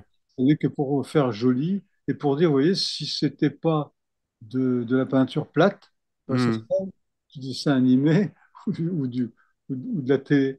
Mhm. Ça, c'est complètement aberrant. Il n'y a plus que ça maintenant. Mais il y a même aussi l'idée de comprendre le tableau, c'est-à-dire comprendre au sens où il y aurait un truc à la fin qu'on aurait compris et c'est fini. Donc ça, je pense à des émissions comme Dardar ou des choses où ça serait l'anecdote bourgeoise qui fait qu'on a compris le tableau, quoi. On a un truc à dire dessus, ou on a une didascalie à dire sur le tableau, et puis ça suffit pour sentir la chose, quoi. Alors que toi, tu tournes autour de quand même du mystère, voilà, on pourrait dire le mystère de l'être, hein. C'est pourquoi y a-t-il quelque chose plutôt que rien. C'est-à-dire qu'on tourne quand même autour d'un truc où bah, cet objet-là, il va être aussi, il va résister autant que la réalité, quoi. Il y a un truc comme ça où il restera muet le tableau quand même à la fin, quoi. Oui, Tu- absolument. Et puis même, j'essaye très volontairement de ne pas donner une clé qui serait Voilà. une clé qui obturerait le tout, qui fermerait Ouais. l'analyse. Et c'est pour ça que je suis étonné que tu parles de mystère quand même. Parce que le mystère, on se dit qu'il y a quelque chose à Oui, mais résoudre. bon, c'est Ouais. mystère parce que je n'avais pas le mot Hmm. sous la langue à ce moment-là. Mais Tu dirais que ça a eu quoi comme effet t'as eu quoi comme retour par rapport à cette série? Parce que ça a été très vu, t'as beaucoup vendu il y a eu des coffrets, il y a eu beaucoup, ça a été beaucoup diffusé. C'est quoi les choses les retours que tu as eu les plus alors, ce qui est marrants, les intéressant, plus. surtout, ce qu'on peut dire, c'est que dès les débuts de de la série, Mhm. un éditeur courageux, Renaud Delorme, qui dirigeait les éditions Montparnasse, qui a mis Ouais, ça qui a pris les droits et qui a mis ça sur VHS. au départ, ouais. Donc, pour Bizarrement, les jeunes, des gros trucs noirs pourris en plastique, on ne sait pas où ils sont encore, parce qu'un plastique, ça dure 450 ans. Donc, ils étaient très ça jolis, m'angoisse complètement où sont les VHS d'aujourd'hui. des très belles couvertures et tout. C'était au Ouais. contraire très, très Non, non, mais raffiné. c'est très beau, mais c'était très, très en plastique. Il a fait un tabac Ouais. qui a duré pendant plusieurs années, peut-être 3 4 ans, jusqu'à ce que ensuite les mêmes éditions Montparnasse passent au CD, DVD. au Ouais. DVD. Ouais. Et donc, au début, ouais, ça s'est très, très, très bien vendu. Mhm. Pourquoi, je ne sais pas. Mais enfin, en tout cas, il n'y a eu aucune publicité. Et donc, c'est vrai qu'il y a eu une espèce de bouche à oreille. Euh, Encore une fois, tu avais le tuyau de 20h. Les gens l'avaient vu à 20h à la télé. au début, bon, Ça, c'est quand même. Ouais. ça n'a pas duré des années. Ouais. Et puis, peut-être que l'enseignement a joué, c'est-à-dire que alors que l'éducation nationale n'avait pas voulu mettre un rond dans le projet de Mhm. projection, dans toutes les écoles, il y a eu projection de ça. Ça permettait aux profs de faire une demi-heure de cours de moins, enfin, etc., etc. Et donc, ouais, il y a eu un engouement, on va dire, hein, qui fait que la série s'est vachement bien établie. Mhm. Maintenant, ça n'existe plus, c'est fini, c'est balayé par un tas de films. Ah bah, ça reste très fort mais là, moi, j'ai eu plein de retours sur l'émission qu'on fait en ce moment où les gens étaient très, très heureux qu'on fasse cette émission et enfin, ils en parlaient comme vraiment des choses de référence, quoi. Notamment des peintres. Je pense qu'il y a Jérémy Liron, Maud Maris, tu dois pas les connaître, mais enfin, des peintres connus aujourd'hui qui étaient vraiment fans. Voilà, c'était important pour eux, quoi. Pendant que j'y suis, parce que ça me fait penser à ça, j'ai entendu le fait que tu n'aimais pas beaucoup l'école quand tu étais petit et que tu n'étais pas forcément très pour dire que c'était des films pédagogiques, tes films. Et je trouve ça assez vrai. Enfin, encore une fois, je trouve ça assez juste le ton le ton que tu as par rapport je trouve qu'au spectateur et pas un ton d'au-dessus. C'est un ton de on est à égalité et je vous montre voilà ce qu'on sait. Et c'est pas un savoir comment? D'où l'histoire de Cuvelier, c'est-à-dire que je voulais Ouais. absolument pas d'une voix magistrale, Mhm. jupitérienne, qui vous annonce des choses comme ça. Je craignais énormément ça. Par exemple, ouais, je le disais tout à l'heure, mais les films de Resnais, les premiers Mhm. documentaires de Resnais sur la peinture, c'était du Ménil, l'Académie française, enfin, Bon, mais il y a aussi une pas esthétique comme quand ça. même de pas prendre les gens pour des cons. C'est-à-dire que Ouais, tu peux assumer tu peux assumer le fait que ça sera compliqué, que c'est pas évident parce que c'est un tableau vieux, c'est un vieux tableau, que c'est un peu d'histoire de l'art, qu'il y a de la donnée et tout ça. Par contre, tu vas pas tout faire pour le spectateur, quoi. C'est-à-dire que tu le laisses devant cette frontalité qui est aussi agréable d'un coup de pas connaître et de connaître à la fin, quoi. Voilà. mm. Et du coup, j'ai gardé cette formule jusqu'au bout parce que Hmm. je considérais qu'on n'avait pas à assommer les gens sous des savoirs. Oui, mais toi-même, c'est une curiosité que tu as de presque du grand humaniste, c'est-à-dire d'aller vers la musique, d'aller dans des choses que tu connais pas et d'un coup, tu les accaparer au fur et à mesure. C'est quelque chose Ah qui oui, t'est oui, personnel, hein. mais Ouais. j'emmerde personne avec ça. C'est-à-dire que moi, Ouais. j'écoute de la musique, je lis des livres sur la musique, je Hmm. lis des livres sur la peinture, dans l'ordre qui me plaît, et je ne fais pas de Hmm. prosélytisme. J'écoute, mais ça Oui, m'a mais ça, vraiment fait faire des c'est un choses truc. très pédagogiques. J'ai fait d'autres films hein, que Palette, mais bon, Oui, tu as fait un film sur Nietzsche qui est excellent. Alors, je me ouais, souviens très bien du film sur Nietzsche. Ouais. j'ai fait un film sur Nietzsche. Enfin, j'ai fait plusieurs films. Disons, on va dire plusieurs. Voilà. Quand j'avais fait la présentation j'avais organisé donc une espèce comment ça s'appelle, une programmation de tes films. Un des leitmotifs, c'était quand même de filmer, enfin pour moi, c'était de filmer la pensée, quoi. C'est-à-dire de montrer une pensée en vidéo, ce qui est quand même pas du tout évident. Enfin, en Non. film, ouais. Ouais. Mais c'est un peu ça t'as travaillé sur quoi? T'as fait des livres sur Casanova aussi. Enfin, tu vas un peu partout quand même, hein. Ouais, le Casanova est plus réussi, à mon avis, que le Nietzsche. Ah, ok. Mais Nietzsche, c'est un tellement gros morceau que Hmm. je ne voulais pas que ce soit un Allemand qui le fasse. Parce que Nietzsche, j'aurais pas voulu que ça soit un Allemand non plus, donc voilà. non, non, Ouais. j'ai vu, bah oui, Ouais. il n'est pas l'Allemagne. J'ai vu le Goethe, ils ont fait une soirée Goethe sur Arte. Ouais. C'était tellement horrible. Je suis allé voir le directeur, je lui ai dit, écoutez, on ne peut pas traiter, vous pouvez pas traiter vos grands hommes comme ça. Moi, je vais vous faire un Nietzsche. Il me dit, vous connaissez quelque chose à Nietzsche? Je dis non. Hmm. Euh, vous parlez l'allemand? Non. Et en fait, je suis allé en Allemagne, j'ai fait ce film avec un Hmm. traducteur autour. C'était une vraie, vraie partie de plaisir. Il y avait le lion aussi, là. Il y a le lion, la scène. Ouais. Je me souviens de cette scène, ça fait pleurer. Ouais. Alors, je voulais montrer un autre extrait, mais on va pas avoir le temps parce que ça va faire trop. Et voilà, vous avez qu'à retrouver les palettes. Mais en gros, une des choses qui était aussi impressionnante dans tes films, c'est le fait que tu es capable de ramener de la documentation. Moi, je trouve à mettre en scène de la documentation dans les films, quoi. C'est-à-dire, d'un coup, là, je pense à Georges de la Tour, tu fais une comparaison entre deux Latour qui sont deux versions différentes. Il y a Raphaël où d'un coup tu montes des copies du Balthazar Castiglione par d'autres artistes, dont Rembrandt.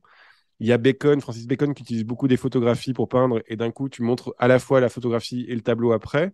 Ça, c'est quand même un truc, encore une fois, que dans un catalogue, c'est moins intéressant, hein. C'est-à-dire que je suis désolé, il y a tout un vocabulaire que tu as. Quoi? Non, tu trouves pas? Ouais, Ouais, ce que je veux dire, c'est que c'est comme un. je l'ai fait avec modération. Alors, tu l'as fait avec modération, mais d'un coup, on pourrait faire une technique, alors toujours avec presque scientificité ou quelque chose un peu comme ça, de l'ordre du film scientifique. Mais c'est quand même des choses une capacité, encore une fois, à montrer des documents ou à exploiter des documents qu'on voit nulle part en vidéo, quoi. Enfin, voilà, ça, je suis obligé de le dire. Donc là, pour conclure, d'ailleurs, enfin, pour conclure la première partie de l'émission, On va montrer un morceau que j'adore, qui est donc ces esquisses de Seurat, donc ce peintre génial qui est mort beaucoup trop jeune, de la Grande Jatte. Et donc, c'est les esquisses qu'il peint dans son coin, soit à la Grande Jatte, et ensuite commence à construire le tableau.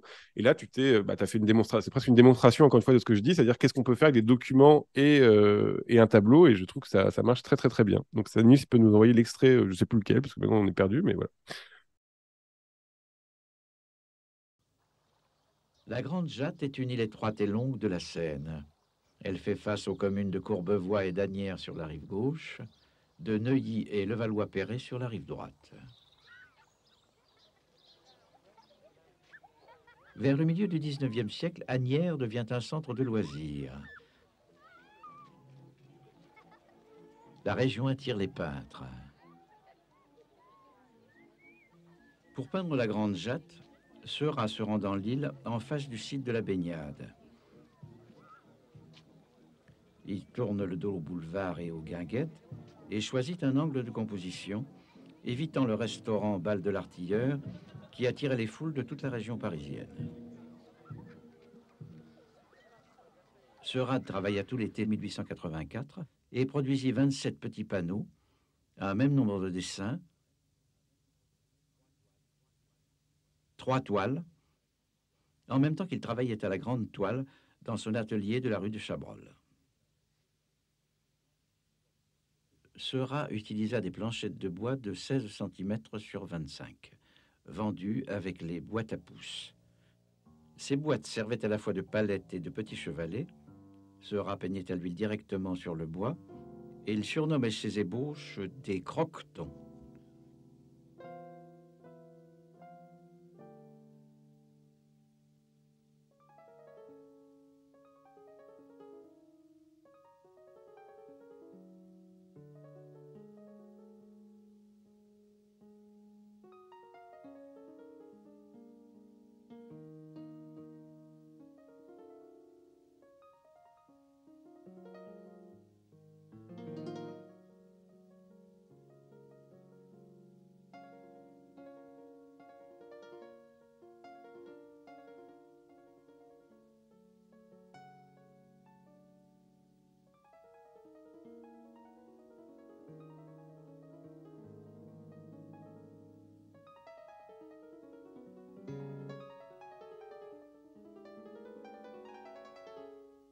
Un arbre sur la droite.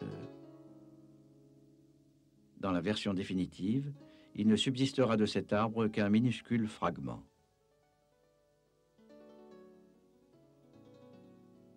L'arbre de gauche montre une ombre double. Cette bizarrerie s'explique par l'un des dessins préparatoires. Le tronc en cache un autre situé dans son alignement. L'ombre double se retrouve jusque dans la composition finale. Seurat s'est donc toujours tenu à la même place. Apparition de la femme au singe dans un croqueton vertical. Plusieurs dessins pour préparer le singe. Un autre pour le chien noir.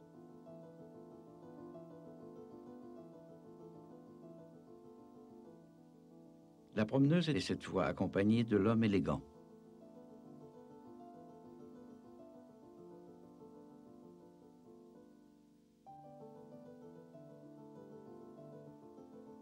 Autre essai à plusieurs personnages, dont la femme qui pêche.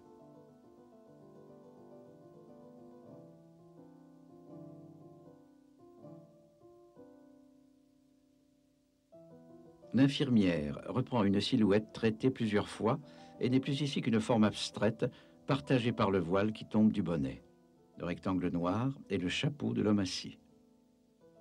Ici encore, le dessin est conçu dans le tableau.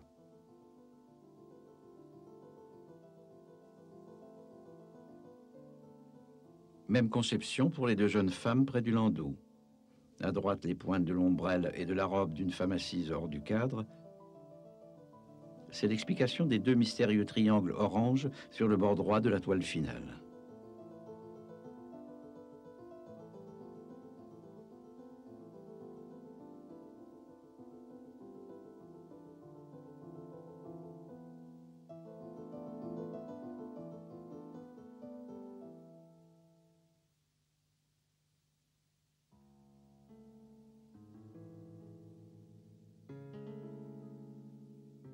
Voilà, chef-d'œuvre, non? Chef-d'œuvre quand même. Voilà, je trouve ça magnifique. Et est-ce que tu es d'accord? Est-ce que toi, tu vois des films que t'as, des films, Alain, autour de la peinture qui t'ont touché récemment ou des choses que tu vois où tu te dis, bon, bah là, il y a un suiveur, ou il y a des suiveuses, il y a quelque chose qui se passe ou pas du tout. Bon, t'as le droit de dire non, hein. Si je disais non, ça serait hypocrite. Ouais, Parce que il y a eu quand même quelques films sur la biographie de Picasso, de Matisse. ouais. C'est essentiellement ces films-là qui sont Des films intéressants. biographiques d'expo, quoi, C'est presque. des Ouais. films, oui, des films biographiques Hmm. qui sont diffusés au moment des grandes expositions et qui font ressortir un grand Hmm. nombre de documents, y compris des documents inédits. Bon, alors là, Hmm. mais je trouve que la plupart des films d'art maintenant, je dis pour l'art, mais ça peut pour la science aussi, Hmm.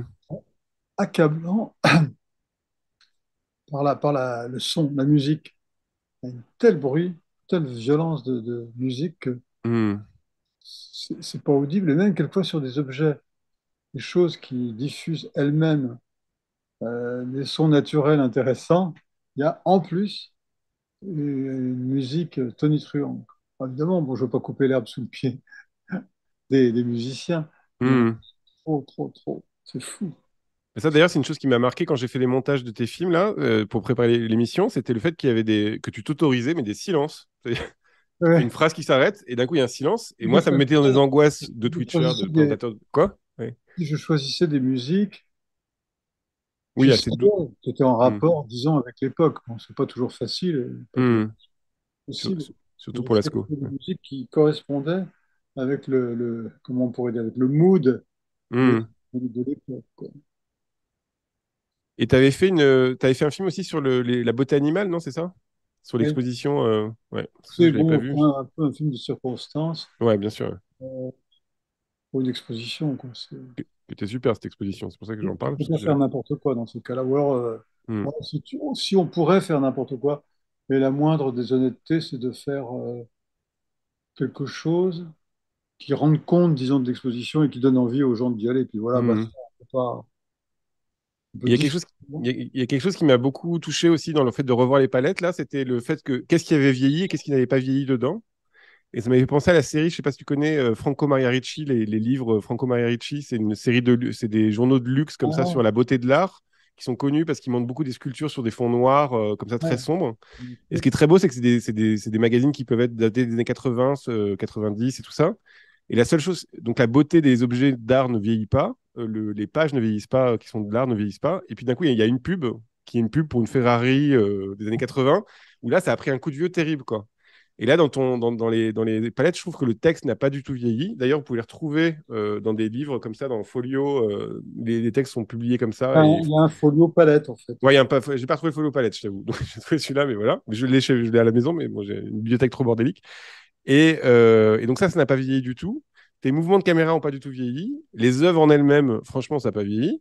C'est-à-dire que, Ça, les bon, œufs, c'est non, difficile de mais faire bien. oui, mais c'est fou, parce qu'il y a un truc Ouais. de vitalité comme ça qui est très, très fort. Et le truc qui a vieilli, c'est le côté technique, c'est-à-dire le côté, alors qu'il y a du charme, hein, qui a son charme. Il y a le 4 tiers qui a vieilli, il y a le côté palette graphique fond gris qui a vieilli. Enfin, ça, c'est quand même assez intéressant de voir ça vieillit au sens où les petites zigouigouis, on ferait pas ça aujourd'hui, quoi. Voilà. Ouais.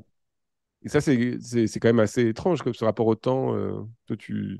Non, ok. T'as pas grand-chose à dire dessus. Ça, c'est ton opinion. Moi, Ouais, je... oui, oui, non, non, mais c'est bien. Ok, toi, je trouve que ça n'a pas vieilli. Non, je sais pas. Ok. J'ai pas, Oh, ok. j'ai pas Ouais, réfléchi. je l'ai vexé, ça y est. Je Bon, n'ai réfléchi ni au destin, ni à l'histoire d'accord. de Palette. Peut-être que je devrais, d'ailleurs. Non, parce que d'un coup, on pourrait se dire qu'on pourrait. Et Je suis le. attaqué par les moustiques, là. Ah zut, pardon. Désolé.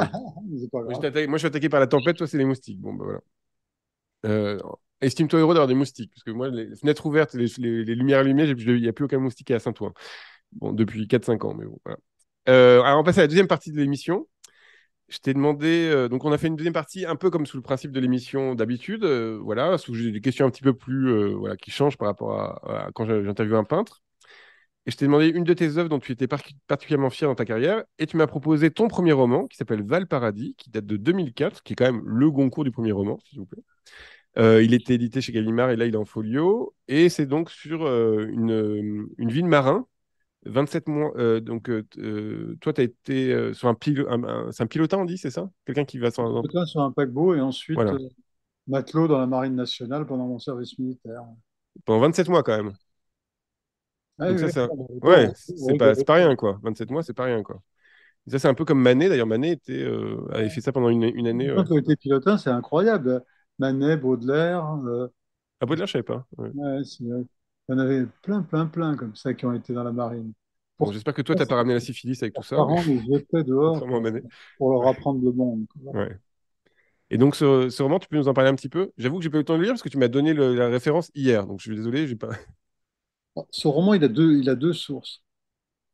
Une source personnelle. Euh, j'ai accumulé au cours de mes voyages énormément de récits, d'anecdotes, de nouvelles. Wow, attends, il y a le zoom qui s'en va. Non, je suis là. Tout va bien. On est là, on est là. Euh, Nous, on est là. Ouais. bon, voilà. Et de petites annotations. Mhm. Et puis depuis les années, ouais, on va dire 70, Philippe Solers me disait, tout ce que tu écris, c'est très bien, là, les essais politiques et tout, mais tu dois m'écrire un roman. Moi, j'étais tout à fait d'accord, parce que c'était mon rêve. Ça Mhm. a mis quand même assez longtemps. Et puis un jour, je lui apporte l'objet que j'ai écrit dans les années, ouais, on va dire 99, 2003. Un machin comme ça, 750 pages. Ouais. Silence radio total de Philippe pendant 2 ou 3 semaines. Puis au bout de 2 ou 3 semaines, il me dit, passe à mon bureau. J'y vais. Le petit bureau à Gallimard, là? Ouais. Ouais. Ouais. Et puis il me dit, écoute, ton livre, formidable. Dans la lignée de Melville, Stevenson et Conrad. Alors, j'ai dit, ah, arrête, n'en jette plus, n'en jette plus. Mhm. C'est pas possible. Et il me dit seulement, il est un peu long, alors il faudrait que tu enlèves 150 pages. Je dis, j'arriverai jamais. Il me dit, essaye, essaye. Tu poses ton livre sur la table, tu le Mhm. relis et tu le lis avec haine. Mhm. Et en fait, j'ai réussi à couper 50, mais pas 150. Et donc, c'est le récit d'un périple à travers le monde, en passant par les écluses de Panama, d'un jeune pilotin, avec des escales qui elles-mêmes sont des récits, sont des nouvelles. J'ai réussi à caser comme ça un certain nombre de nouvelles que je ne savais pas mettre où que ce soit, que je ne savais mettre où que ce Mhm. soit. Ouais, on peut dire que c'est à la fois un roman d'initiation, un roman d'aventure. Et alors j'avais écrit le livre avec cette escale finale, enfin du périple à Valparaiso, sans jamais avoir foutu les pieds là-bas, hein. Je suis allé en Mhm. Argentine, je suis allé au Brésil, mais jamais j'ai C'est de l'autre côté. Ouais. il y avait plein de bêtises ou d'erreurs. Et à quelle occasion? Ah bah oui, c'est un autre cinéaste, Patricio Guzmán m'a invité à son festival de cinéma à Santiago. Mhm. En, ouais, enfin, à ce moment-là, quoi. Et je lui dis, bah, écoute, c'est très très bien, je vais pouvoir aller à Valparaiso pour voir si ce que j'ai écrit correspond. C'était pompé dans les guides touristiques, évidemment. Ouais, ouais. Évidemment, j'étais obligé de corriger énormément de choses. En particulier, je pensais qu'il y avait de la marée à Valparaiso. Il n'y a pas la moindre marée, comme dans beaucoup d'endroits du monde. Enfin, plein de trucs comme ça. Mhm. J'ai achevé le livre en ayant vraiment enfin, été sur place, quoi. Le livre, c'est plutôt a eu pas mal de succès, ouais. On va dire 20 000 exemplaires de la grosse édition, parce que c'est un gros livre. La grosse édition de départ et 20 000 de livres de poche, quoi. Bah, c'est bien, ouais. Ouais, ouais. Carrément. Et Et puis, je crois que c'est aussi un roman un peu vraiment, enfin, de ce que j'ai entendu à la radio, parce que j'ai écouté des émissions résultats où tu parlais de ça, ça va être un roman aussi sensuel, vivant, ou genre il y a un peu de, comment on dirait il y a aujourd'hui, du de cul, cul. Non, Mais mais il y a bon, aussi des règles, ça m'a beaucoup amusé, c'est que comme vous êtes beaucoup sur le bateau, d'un coup, s'ils sortent, si les marins sortent 3 jours, bah, ils vont pas dormir pendant 3 jours, quoi. Voilà. toujours comme ça. Voilà. Tout ce que j'ai connu, c'était ça. Même les Donc, c'est vieux l'intensité d'existence. sortaient, Ouais. ils se torchaient la gueule, ou alors ils allaient dans les bordels. Mais Hmm. c'était une espèce C'était intense. Ouais. de vie ritualisée. Bon, bah, disons, t'as eu quand même beaucoup de vie, hein. Ouais, j'aimerais en avoir encore un bon paquet, Oui. mais Bah oui, encore, bien sûr. pas jouer, là. Dur, dur. Et alors, je t'ai demandé une peinture de l'histoire de l'art qui était particulièrement importante pour toi. Et là, on retrouve notre Piero de la Francesca avec la flagellation du Christ qu'on a vu en extrait tout à l'heure. Et alors, pourquoi ce tableau-là par rapport aux autres? Je sais que tu avais la même Un passion que tableau, Henri c'est un Cartier-Bresson. tableau Ouais, sensuel, disons. C'est pas un tableau sensuel, mais ouais, c'est très un tableau mental. Ouais. tellement intelligent, tellement qui raconte tellement d'histoires à la fois, qui est fabriqué d'une façon tellement bizarre et raffinée. Hmm. J'ai toujours été émerveillé par le. Bon, d'abord, j'étais émerveillé par l'objet quand je l'ai vu pour la première fois, parce que j'étais allé plusieurs fois en Italie, mais j'étais jamais allé à Urbino. J'avais pas vu du tout ces choses-là dans ma prime jeunesse.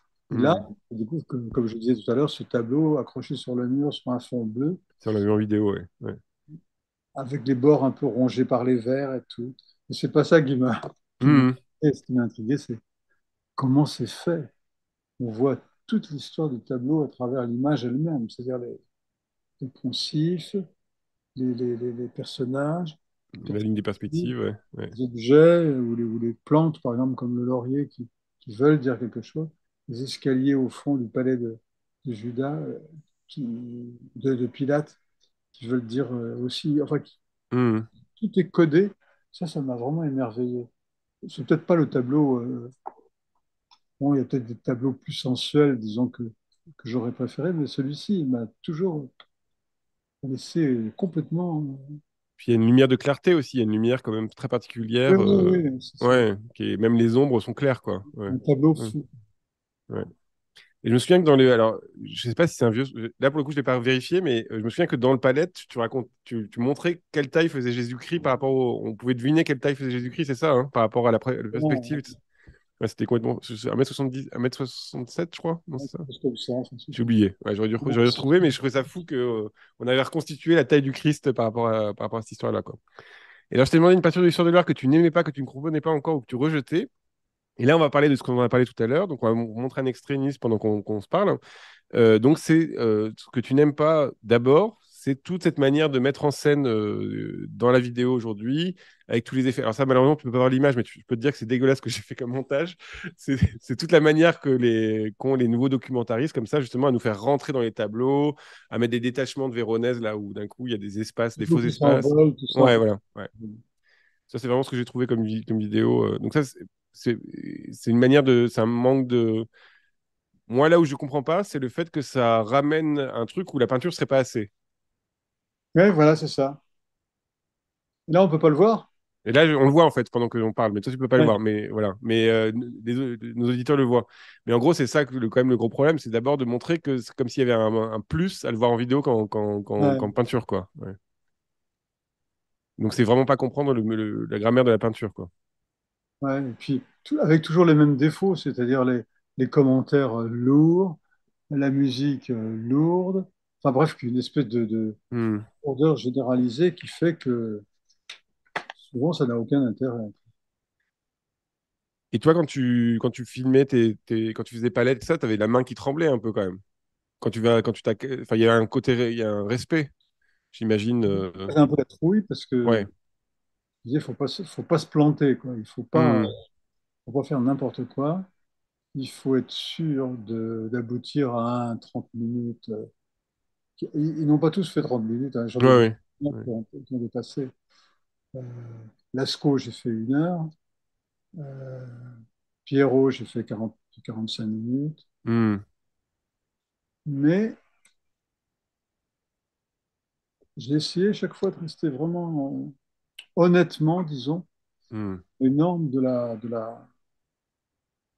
ce que moi j'avais pensé. Je pense qu'entre le premier et le dernier, on voit les premiers et les derniers, il n'y a pas une grande différence d'esprit, quoi. C'est vraiment. Non, bah non, parce que j'ai regardé les dates et tout, ouais, on voit pas trop l'écart, quoi. Ouais. Ouais. Et peut-être que c'est ça qui ferait la distinction entre toi et ces documentaristes, ces documentaires là qu'on voit, où par exemple là, je vois Vermeer découpé, tu sais, où il découpe l'espace, on Ah, rentre dans l'espace du Vermeer et il y a donc des ça, découpes. c'est de ma faute, tout ça. C'est moi aussi qui ai Je sais bien, c'est pour déclenché ça que cette. je suis content que tu en parles. Assume tes erreurs un peu là. Parce que là, pour le coup, c'est la palette graphique d'aujourd'hui où d'un coup, on peut faire beaucoup plus de choses, évidemment, mais avec tellement moins de respect ou tellement moins de pudeur, quoi, par rapport à. C'est-à-dire que moi, je dis souvent ça par rapport aux peintres contemporains, c'est qu'on aimerait bien que le soin que les peintres ont mis à faire le tableau, on respecte ce soin-là, quoi. Voilà. Voilà. Alors moi, j'ai déclenché ce truc. Un monstre, On ne se rend pas compte du tout. Ah oui, ils ne se rendent pas compte du tout que c'est pas du tout ça que j'ai fait, que bien c'est sûr. Ouais. autre chose. Qu'est-ce que tu veux? Bah, encore une fois, la question, c'est qui seraient les critiques ou qui seraient les regardeurs qui diraient, qui feraient ces jugements-là. Et en fait, il y en a tellement pas, ça intéresse tellement peu de monde que il n'y a pas il y a pas d'appareil critique pour faire distinguer tout ça, quoi. Ouais. Il n'y a plus Mais aucun critique de télévision sérieux, de cinéma, c'est pas. Si, peut-être au cinéma, encore. il y en a beaucoup encore quand même. Ouais. Cinéma encore, ouais. Hmm. Bon. Alors, je t'ai demandé un livre sur l'art, un catalogue, un texte critique qui t'a influencé, et tu m'as proposé deux livres, mais j'ai choisi celui-là. C'est L'art et l'illusion de Gombrich. Ouais. Bon, c'est un chef-d'œuvre. C'est un peu dense, hein, on va pas se mentir. C'est-à-dire que Ouais, c'est sur le très coup, lisible, mais c'est dense. Voilà. je suis pas sûr. Est-ce qu'il y a des livres Ouais. d'art comme ça qui m'ont, enfin, sur l'art, qui m'auraient Ouais. accroché comme des romans? Alors, je vous montre le mien qui est très sale parce que je l'ai passé du temps avec. Et, voilà. Et donc, il va. Ce qui est beau, c'est Gombrich, qu'il. effectivement, je l'ai pas mal lu, et puis qu'il avait l'esprit un peu dans que moi j'ai développé dans Palette, mais je sais pas, ma bibliothèque est. D'ailleurs, je me suis dit ça, c'est que tu avais peut-être un esprit aussi plus. Parce que tu m'as proposé Panofsky aussi, et je me suis dit que tu avais peut-être un esprit plus anglo-saxon ou allemand que français. Bah, on pourrait dire solertien à faire un peu de foutage de gueule dans tout ça, quoi, par rapport à l'art, quoi. On est d'accord. Il y a un côté plus Oui, je l'ai sérieux, quoi. rencontré parce que j'ai voulu l'interviewer. Je Ouais. suis assis sur une chaise, je ne savais pas où aller dans le Louvre. On l'a mis sous la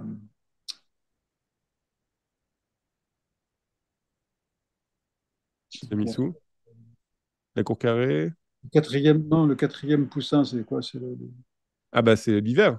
Ouais. l'inondation, là. Ouais, donc l'hiver. Alors, Les il m'a quatre saisons répondu l'hiver. des Ouais. questions et tout. D'ailleurs, le truc n'a jamais été monté. Et puis après, il a dit aux autres, aux gens de truc, mais il m'a pris pour Anthony Blunt. Il était Donc c'est un furibard autre quand critique d'art. Ouais. je trouve pas ça déshonorant. Bah Quand tu non, c'est vrai. Ouais. Cambridge, bon, c'est drôle. Et donc là, ce livre-là, c'est typiquement sur la figuration. Qu'est-ce qui fait qu'on croit que... Donc moi, c'est un des endroits que j'avais beaucoup aimé, c'est notamment de montrer, il montre comment Giotto était vu par Boccace comme un hyper réaliste, ce qui est quand même hyper bizarre comme à se dire comme penser, quoi, de se dire que Giotto ressemblait à la réalité, quoi, pour se dire qu'il y a une évolution dans la manière de représenter le réel et de sentir comme ça le réel. Alors, il est hyper tard et je vois qu'il y a plein de questions, donc j'y vais un peu plus vite. Je t'ai demandé une peinture contemporaine que tu aimais et tu m'as proposé un peintre contemporain dont tu as un tableau qui est décédé récemment qui s'appelle Rahan Levy. Là, j'ai choisi un tableau qui s'appelle Équation 2. Donc, c'est des portes et des fenêtres. Alors, je crois que tu ne le vois pas là, mais bon, voilà, on s'arrange comme ça. Toi, pourquoi tu aimes particulièrement. Tu as écrit sur cet artiste, d'ailleurs, j'ai vu. Ouais. Moi, j'ai fait la préface de son catalogue. J'aime beaucoup parce que, en fait, à partir d'objets d'une banalité alors totale, c'est-à-dire Ouais. des appartements vides, avec des portes qui sont ouvertes ou fermées, il arrive à fabriquer un univers labyrinthesque, on va dire borgésien. Hmm. Et Mental aussi, ouais, il encore. fait même des trous de vidange de trottoir, hein, comme ça, enfin, des tas de trucs. Oui, les lavabos aussi qui étaient beaux, ouais. Voilà, des Ouais. objets auxquels personne ne semble s'être intéressé jusqu'à présent. Hmm. Et, et- et c'est très beau parce qu'il y a une matière, la couleur, enfin, qui sont pas mal. Et j'ai mis lui, mais bon, je pourrais en avoir mis d'autres, hein. Je sais pas, c'est très difficile de faire des choix comme ça. Et tu connais beaucoup de peintres contemporains? Non, Ouais, très c'est ça. peu. Non, non, mais c'est oui, oui. Non, mais c'est juste pour J'étais très savoir copain, hein. J'étais très copain avec Fromanger, il est Ouais, mort. j'ai vu ça, ouais, dans tes objets là, dans la conférence que tu as donnée au Louvre. Ouais. Sapinveux, il est mort. J'étais un peu copain avec, je sais plus comment, bon, j'ai un carnet, là, je peux te lire la liste de tous les morts. Non, on va Eh pas finir oui, là-dessus, tu permets. c'est ça qui fait Mm. une génération passe. Euh, Dans la Bible, là, c'est la Ça m'étonne pas moitié. que tu aies été copain avec Fromager. Ça m'étonne pas. Ouais. Et je t'ai demandé une peinture contemporaine française que tu aimais, et tu m'as proposé un dessinateur, alors c'est plus un dessinateur qu'un peintre, c'est Ernest Pignon-Ernest, donc qui fait des dessins, des grands fusains comme ça. Donc là, j'ai choisi Setorno, qui c'est une série qu'il a fait autour de l'anniversaire de la naissance de Pasolini, et il a mis ces dessins-là, il les a intégrés donc à Rome, à Matera et à Naples, des villes où Pasolini est passé. Alors, qu'est-ce qui te plaît chez Ernest Pignon-Ernest? Pardon? Qu'est-ce qui te plaît chez Ernest Pignon-Ernest? Ouais. Bah, je l'ai découvert il y a très très longtemps, en me promenant à Naples Ah bah voilà. et en découvrant dans des arcades, dans des porches, de grandes images, de loin, comme ça c'est vraiment un effet absolument sidérant. Hmm. Et peu à peu, j'ai découvert beaucoup ce que c'était, ça. Alors, en plus, ces images étaient destinées à la fois pour durer longtemps, des années. Il y a encore des petits bouts par endroits. Pour les gens qui connaissent, Hmm. c'est très étrange. Et puis, en même temps, d'une fragilité et d'un total.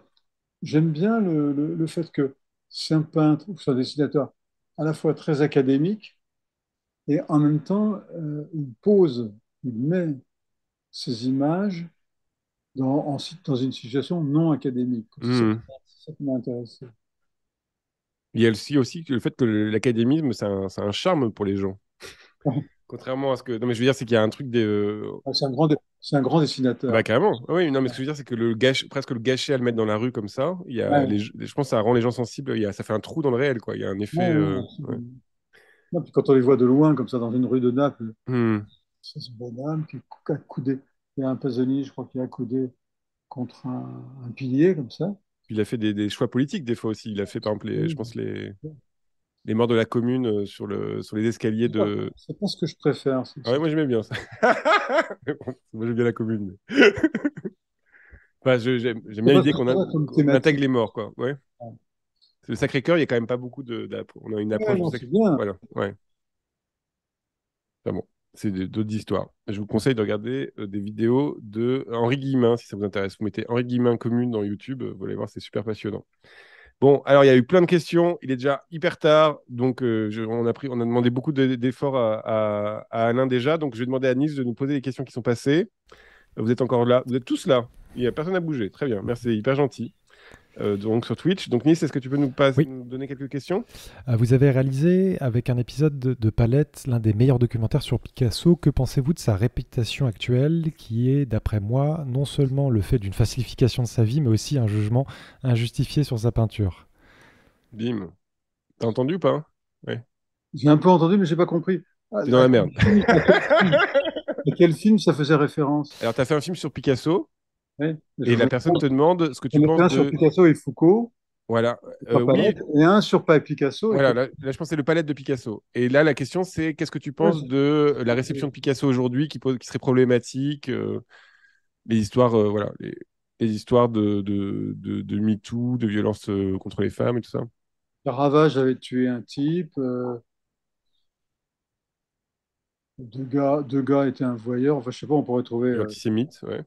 Ah oui, antisémite. Bon, on pourrait trouver plein de trucs comme ça. Bon, les années, les siècles, les générations passent, les choses changent, les gens sont différents. D'un côté, quelquefois, il y a une part de l'individu qui est absolument, qu'est-ce qu'on veut dire, intangible, quoi. Voilà. Hmm. On peut pas se passer de parler de Picasso sous prétexte qu'il a été méchant avec les femmes, etc., etc. Tous les hommes sont méchants avec les femmes, d'ailleurs. Puis on peut renvoyer aussi au très bon roman de François Gillot qui est mort récemment, qui s'appelle Ma vie avec Picasso, qui est super, où on voit que c'est quand même problématisé de manière peut-être plus intéressante, mais voilà. Parce que c'est aussi un homme de son temps. Voilà. Ils étaient tous comme ça, en fait. Un macho espagnol, quoi. Bah Qui- voilà, en plus, mais bon.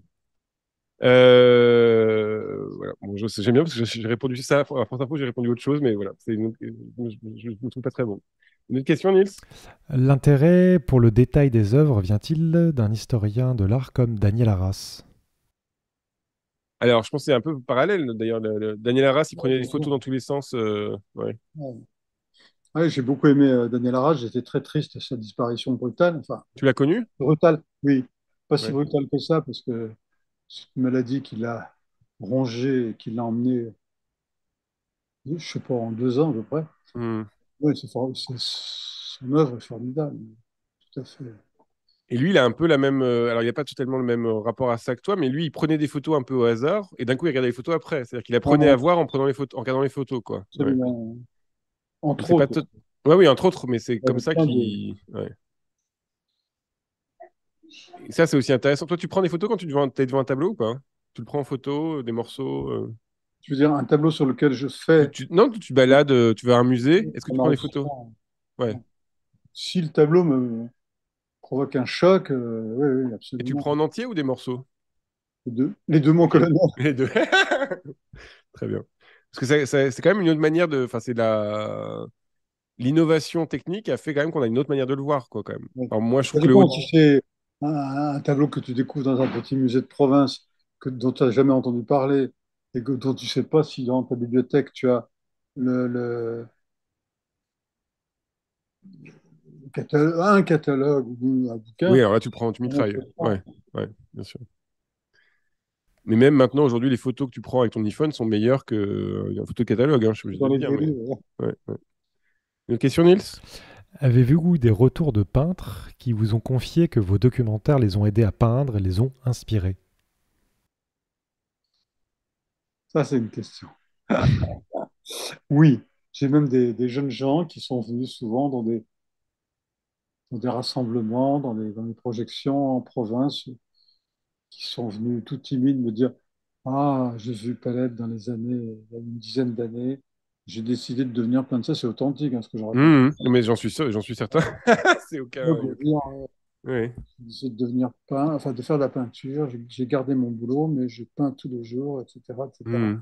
Donc j'ai suscité, je sais que j'ai suscité des vocations, j'ai eu moins de réactions des peintres, à part mes amis évidemment, qui m'ont parlé des films. Hmm. Et sinon, oui, oui, beaucoup, même, pas mal. Et alors aussi, malheureusement, ça c'est le côté le plus emmerdant, si j'ose dire, énormément d'étudiants ou de jeunes gens qui écrivent des thèses. Et donc j'en ai des paquets Des tests sur les palettes et tout ça? Ouais.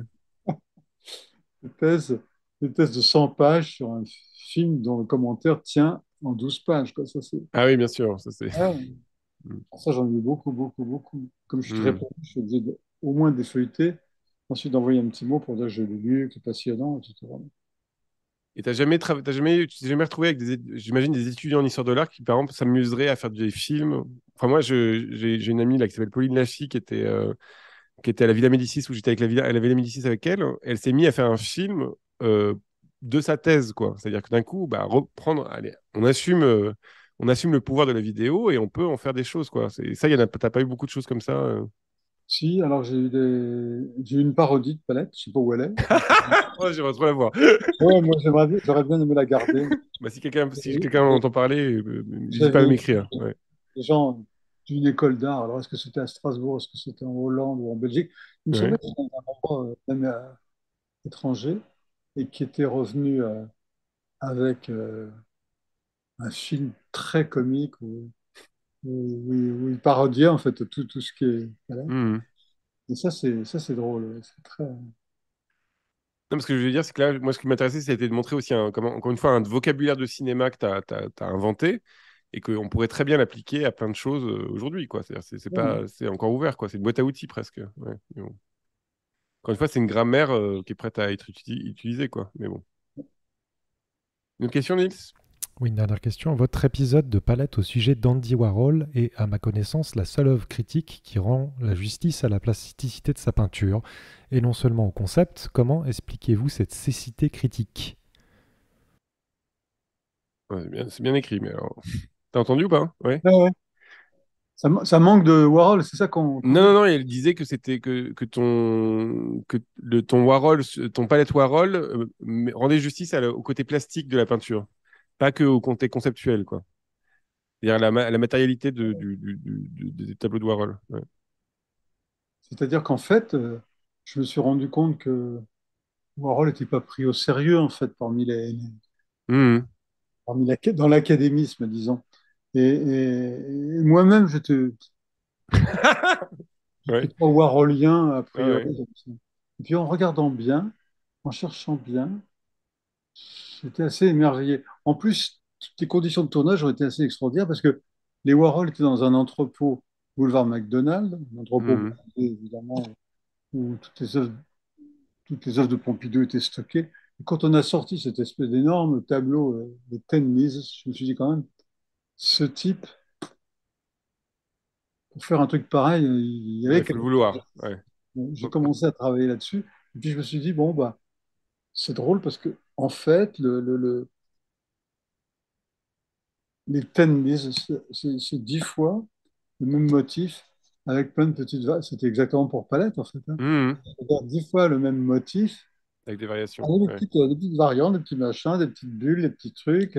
C'est elle, c'est pas elle, etc. Et donc, c'est tout à fait prédestiné, en quelque sorte. Hein. Sans, enfin, sans parler de on aime ou on n'aime pas. Mhm. Je suis pas un fou de Warhol. J'aime bien hein, quand même, mais comme ça, quoi. Et puis, alors quand j'étais à Rome, voilà, les lapsus magnifiques, quand Mhm. j'étais à New York en 75, je suis allé à la Factory. Et donc, c'était aussi lié à des souvenirs. Mais c'est drôle, parce qu'en fait, le choix de certains tableaux m'a fait aimer la peinture ou aimer le tableau, ou aimer le Mhm. peintre, ce qui est encore mieux. Et là, ça serait une variation où tu n'es pas totalement convaincu par l'artiste et puis c'est en travaillant dessus que tu es convaincu. Est-ce que ça t'est arrivé d'avoir moins d'amour de commencer à travailler sur un artiste et de dire en fait non, je peux pas faire de film dessus? C'est-à-dire de te rendre compte que Je crois que ça m'est l'œuvre tenait arrivé, pas. je crois que Comment? ça m'est arrivé, mais je me souviens plus du tout. Ah ok. Mais par contre, ce qui est On vrai, parlera pas de Marc Chagall alors. Ok. pourquoi c'est ta bête noire? Non, j'aime pas trop. Non, ce qui est extraordinaire, c'est que souvent, même, j'ai fait des découvertes. Par exemple, Chagall, dans ma vie, Ah non, on parle pas de Renoir, Chagall, dans hein. ma vie, C'est bon. Ouais. ne m'a jamais tourmenté. Hmm. Et tout d'un coup, je l'ai découvert. Alors, j'ai découvert de deux façons différentes. D'abord, en parlant avec Henri Cartier-Bresson, qui m'a dit, mais enfin, Alain, tu déconnes. Enfin, il n'a pas dit tu déconnes, il a dit un mot comme ça, mais assez vulgaire. Hmm. C'est le plus grand peintre du XXe siècle. Et puis, j'ai vu une expo, je suis allé voir des tableaux, et d'un seul coup, je suis tombé amoureux aussi de Bonnard, autant que de Piero da Francesca, quoi. Hmm. Et du coup, je suis allé, ce qu'on voyait, les images que vous voyez tout à l'heure, je suis allé à l'atelier, j'ai vu le décor, en fait. J'étais émerveillé par l'art de peindre 50 tableaux dans un espace qui fait Ah oui. 32 mètres carrés, quoi. Enfin, un truc Hmm. complètement. Ça, c'est formidable, avec la baignoire, le lavabo, le machin, le lit, enfin, Hmm. un personnage formidable, formidable. Et donc, je pense pas faire de grandes découvertes encore maintenant, vu mon âge avancé. J'ai, au cours de ces palettes, ouais, je suis tombé amoureux d'un certain nombre de peintres et ça a été vraiment une expérience intéressante. Des expériences intéressantes. Bon, bah, trop bien, Alain. Merci beaucoup, hein. C'était super. Donc, Merci à Nils. Merci aux ceux qui sont sur Twitch. Vous pouvez retrouver l'émission dans une petite heure si YouTube marche bien. Je sais pas, c'est pas moi qui maîtrise. Moi, je fais bien mon boulot, mais YouTube, des fois, fait pas bien son boulot. Mais en tout cas, vous pourrez retrouver l'émission. Et on se retrouve la semaine prochaine. C'était vraiment trop bien. Merci beaucoup, Alain. Je redis. Parce que j'ai dit un peu trop abruptement. peut-être. Et on se retrouve la semaine prochaine avec une autre émission spéciale. Voilà, vous verrez. Et bah, merci à tous et puis au revoir. Merci Nils.